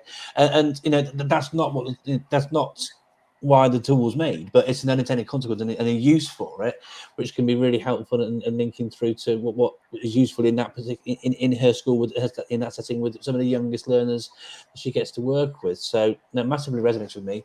I'm mindful of time, Sophie. I could chat on with you all day. We do live quite close, so we really should get together for a cup of coffee sometime. Yeah, we should. I've this week especially, I've been going out, and I'm now fully embraced into the, you know, remembering what it's like to be out and about and going to real life events. So yeah, I've been hugely enjoying that. So I'm always up for coffee. Brilliant. Well, I'll be in touch and we'll sort that out. But for now, Sophie, I'm mindful that Luke, our next guest, is ready to present. Just a massive thank you for coming and sharing today about your insights and your experience in the space. As I shared from the outset, if you'd like to learn more about Sophie and the podcast, just Google the EdTech podcast and everything will come up. But if you're looking specifically for a Twitter handle, and that will also then lead through to everywhere else, just follow podcast EdTech or Soph_Bailey on social media, and you won't go far wrong. Thank you so much, Sophie. I really appreciate giving us some time today. Thanks, Mark. Congrats on the conference. Oh, bless you. Thank you. Cheers. Take care. Bye. Bye. So next up on the conference agenda today, we have Luc Pieton, who joined us at our event back in February as well, sharing some fantastic insights. Today, Luc is going to be sharing perspectives from the French Guiana, and I'm mindful again of time, so I will shut up and bring Luc directly onto the screen and ask you, Luc, how are you doing? You okay? Yes, thank you. Hello. Hi, everybody. I'm very okay. Kind of warm here, but I'm okay. Just the fan out of the screen. Fantastic. Well, listen, Luc, have you got a presentation that you'd like to share on screen? Yes. And I did spot something before. Yeah, just I want to also say a quick hello, Luc, because we've communicated so many times. It seems crazy that I don't say hello. Yes, just in live. Thank you.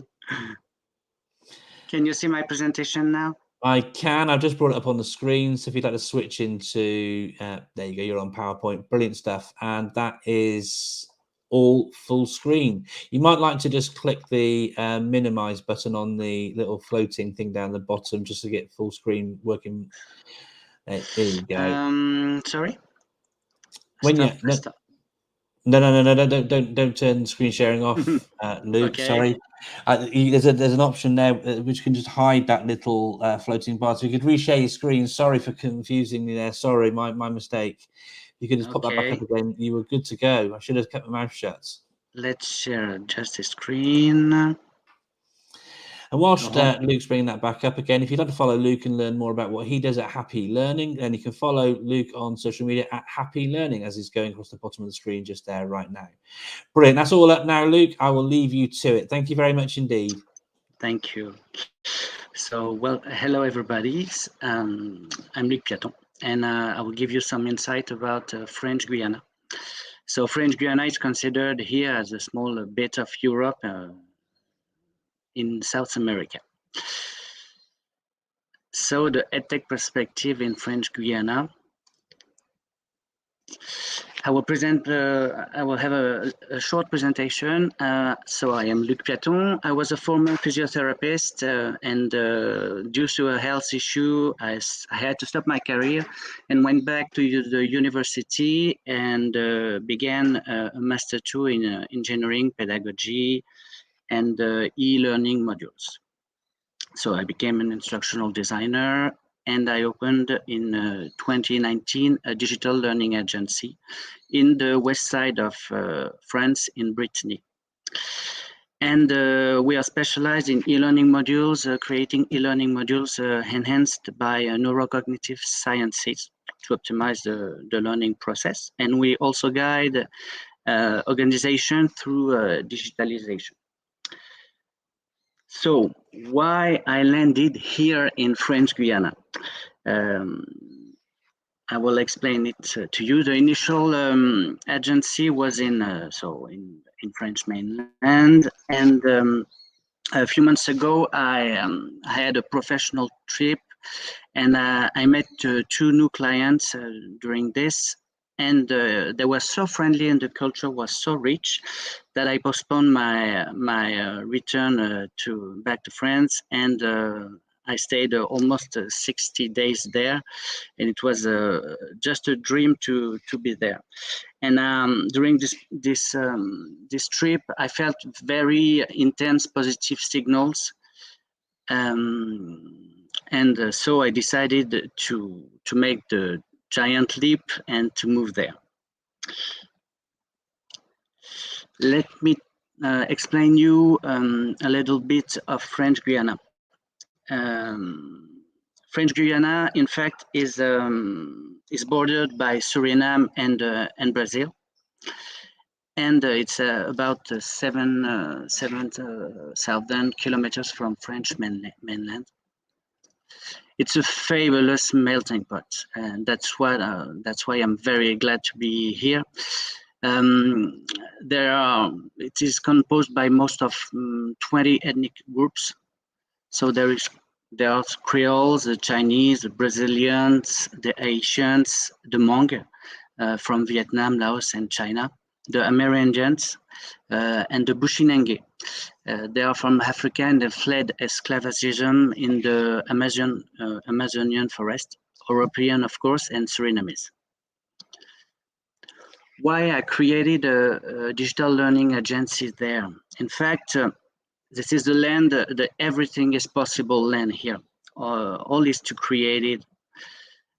So the population is very, very young. The medium age is about 23, a high birth rate, and unfortunately, a high rate of unemployment. And I am proud to say that we are the first digital learning agency there. In fact, there is a lack of training institute there, and the Guyanese have to fly to Europe to train for specifics or industrial or very specific.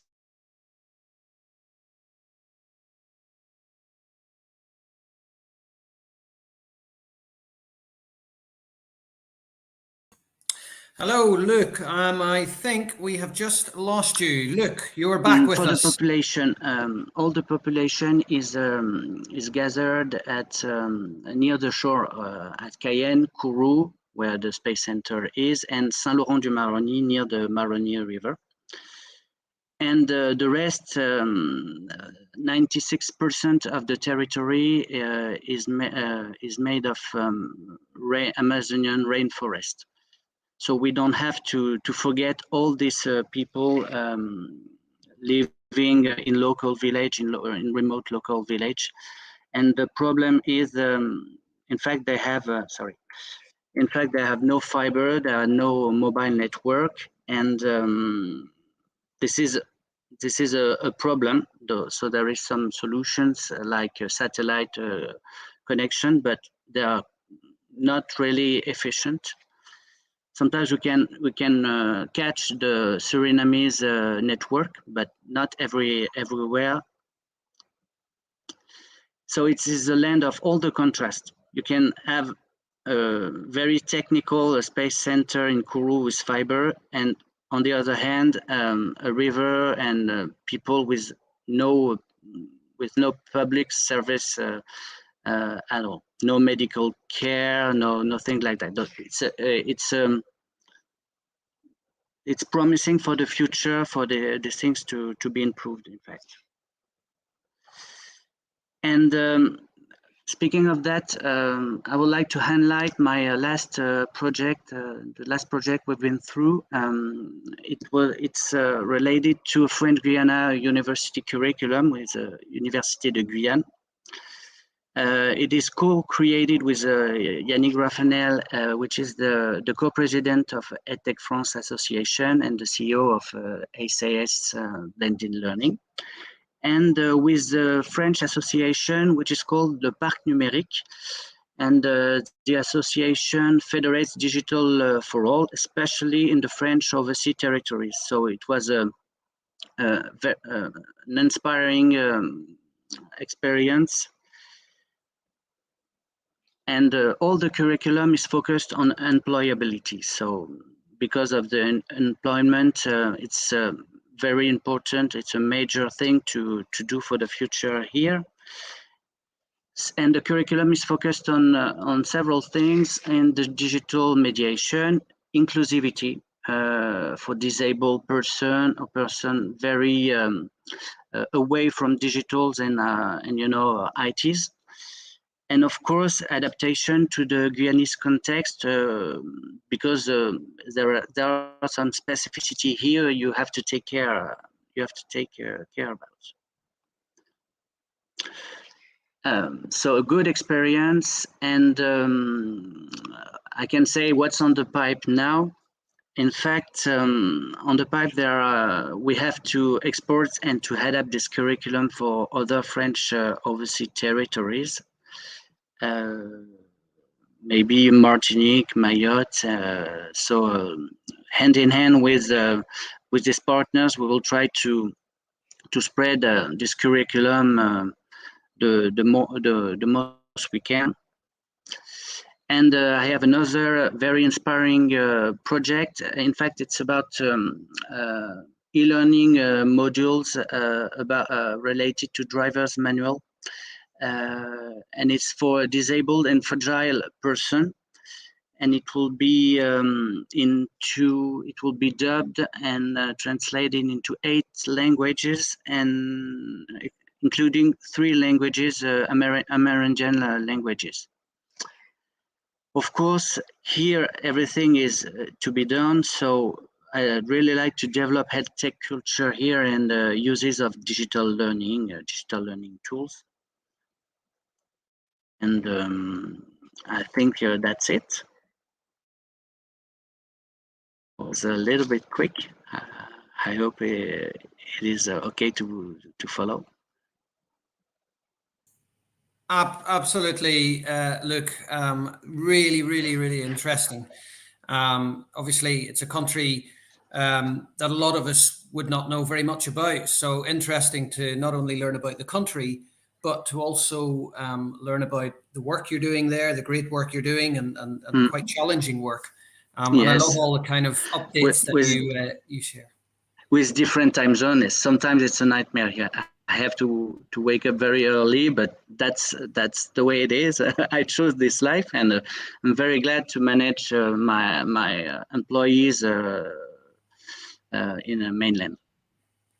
Brilliant stuff. Really inspiring, Luc. And I wish you all the best. And thanks for coming along today.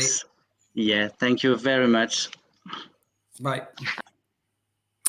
Okay, so now we're sort of reaching the end of day 2. But another person that I've been really looking forward to meeting for a long time. I've had a lot of communication, and this is another person who has been extremely positive, always wanting to share, just loving the idea of collaboration. So it's wonderful to introduce Lynn Thomas, if you could come onto the stage. Hi, Lynn. Hello. It's finally nice to see you. Absolutely. Finally face to face, Lynn. Thank you very much for taking the time to do this. I know you've had a very busy day. Well, not quite yet. It's only 8 a.m. You have a busy day ahead then. Yes. Running another conference. So right. It's a conference day in the world, I guess. Oh, there we are. Lynn, so have you a presentation you would like to share? I do. Okay, great. So at the bottom, if you click share, you should then be able to share your screen. Wonderful. Thank you. No problem. And once we get your screen visible, then I'll come off and let you crack on. Oh. Okay, there we go. Fab. Yes. And perfect. Great. And if you go to your web. Is that right now? That's perfect, Lynn. The floor is all yours. All right. So, hello, everyone. I'm so glad to be here with you to talk about learner variability. And this is a subject that I've really dived deep into since becoming an HP teaching fellow and working with Digital Promise in that. So, I mean, the biggest thing, I'm sure we can all understand, all our learners vary, and that's basically what learner variability is. But we want to be careful that we don't, just narrow the field and just think of only a few learners, right? We know learners differ, and we know that it matters for learning. But we don't want to limit it to, we're only talking about our struggling students, or here in Canada, in Ontario, we call it students with IEPs or individual education plans. I'm sure there are different terms for students who have specialized learning plans. We have to think about everyone, because we all bring different things in our backpack, so to speak. So, it could be poverty, background knowledge, learning to speak the language of instruction. For me, that would be English, boredom, trauma, color, ethnicity, or gender, making you susceptible to stereotype threats or bullying, working memory, decoding, attention challenges, even, being devastated socially and emotionally in school. So everyone can be affected, not just, those learners that might have those specialized plans. So as an example, case in point, many factors affect our ability to learn, and one is background knowledge, for example. So a research study was done where the goal was to determine what extent a child's ability to understand a text depended on their prior knowledge. So basically, this study used a baseball, and the students were directed to read a text about an inning of baseball, and then they were to move miniature wooden pieces on a board to reenact what was written. So knowledge of baseball made a huge difference. In fact, more difference than the supposed reading level. Kids who knew little about baseball, including the good readers, did very poorly. And those who knew lots about baseball, the good readers and the bad readers, all did well. In fact, the bad readers who knew a lot about baseball outperformed the good readers who didn't. In a subsequent study, researchers read preschoolers from mixed socioeconomic backgrounds a book about birds, subject they determined the higher income kids already knew more about. When they tested the comprehension, the wealthier children did significantly better. But then they read a story about a subject neither group knew anything about. In fact, it was about a made-up animal called wugs. And when they all had their prior knowledge equalized, the comprehension was essentially the same. So that example really shows, not only background knowledge, but also, the difference in socioeconomic, for example, that the wealthier children had opportunity to have more background knowledge in certain areas. So basically, if we start with the assumption that there is lots of variability among our learners, we make different decisions to optimize our environments to support learning, to change maybe our teaching strategies, and bring in different things to support all of our learners. So that can get really overwhelming if you think, you have a class of 25 students, and how do I do that for 25 students? And it could be different for every single one of them. And so that's where this comes in, which I want to walk you through, the Learner Variability Project. So the Learner Variability Project was developed by Digital Promise, and they're an independent nonprofit created to accelerate innovation in education and improve opportunities for learning. And their main mandate being to improve learning opportunities for all and close the digital learning gap. So they developed this free online tool, open source, etc., that really takes rigorous examination of the learning sciences and current up-to-date research to offer factors and strategies for how learners learn in specific content areas. So with that being said, they basically defined that there were 4 pillars that were really important, so they could group things: content, cognition, social and emotional learning, and student background. So at this point, I want to take you to the Navigator itself. And actually, prior to doing that, I want to go back up to the top here and just show you, if you want to take that link, bit.ly/learner variability DP. That is the link to my slideshow, as I have lots of links embedded for you to deepen your learning later. So the Learner Variability Project, and I just want to make sure that it's showing on the screen properly. Yeah, we can see that. Thank you, Lynn. Okay, wonderful. Thank you. So as I said, it has the 4 pillars, and then they have it divided into the different areas. So you can look at math at various grade levels, and literacy at various grade levels, and then general adult learner. So I'm an English teacher, so I'm going to walk you through the literacy model for grades 7 to 12. Now, keeping in mind that this is very similar for all of them, obviously math has some different factors, which you'll see in a moment. So if we go into explore the factors, you can see here we have them divided into the 4 pillars that I mentioned earlier. What's brilliant about this is I can go, oh, my students have a really hard time self-regulating. And as soon as I hover over that, it brings out, highlights all the other factors that are interrelated and affected by that. You know, we can look at how is hearing, what does it affect? How does discipline literacy affect things? How does working memory affect things? So I found this just astounding, because it really highlighted, in some cases, things that I would not have thought would be affected. And it helped to explain a lot about, you know, maybe a certain student as to why they weren't doing well.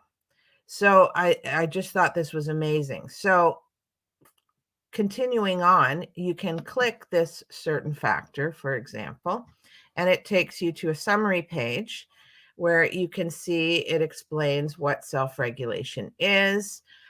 You can see those factors again, but here you can get a little more explanation about how does self-regulation relate to composition? How does it relate to sleep? That kind of thing. So it can really deepen your own learning to then be able to, you know, think through the process and help students better. Obviously, it goes into more explanation about the main factors and ideas surrounding self-regulation. It also gives you tons more research and where you can go learn more. These, for example, are micro-credentials that are free, and some are paid, but, you know, that walk you through just a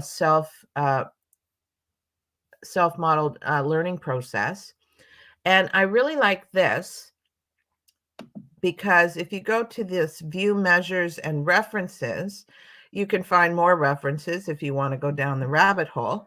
But under measures, you can see a lot of times there are measures or tests or whatever that we could use as educators to help us, you know, get that baseline so that we can strategize even better. So here we have a behavior rating inventory.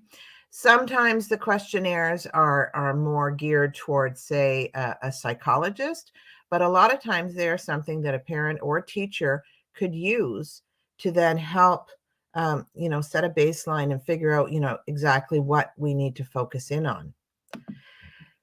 In addition to that, it then lists teaching strategies that support this factor, and you can see them here, and you can see the color coding, so it shows all the other factors that acting and role playing, for example, support or annotating. So further than that, and this is where it gets really awesome, we can go to the strategies. And here we see the whole list of factors that we saw earlier down the left-hand side, you can see. And right now I've only got a couple things clicked off. So let's look at if we click off a few. So critical literacy, argumentative reasoning, I've got metacognition, emotion, and adverse experiences. I was thinking of my class in this case, you know, and it then compiles the strategies that support all those factors. So I can then think, oh, well, how do I teach things? Maybe I can teach it with this strategy instead. Or, oh, look, I use that strategy. I'm going to incorporate that more. So that's awesome. But, and you are able to actually save this. So if you see up at the top, it has tools. So you can actually go to the Learner Design Centered Design tool. And here you can, you know, choose your content area, and you put your email address in only so you can get back to it, because it is a workspace that you can save. And you can go in, and I can, you know, look at, okay, these are the factors that I really want to focus in on for this student or this class. And so, as I said, let's go with, you know, a few that we talked about, and critical literacy, let's say, and we'll go next. And it's going to bring up all these excellent, the factors that I've selected, and then all the ones that show that are connected. I could click off some more here, but I'm just going to go next for expediency. And you can see we get a whole array of teaching strategies, which I can click on those and also get a summary explanation of the teaching strategies.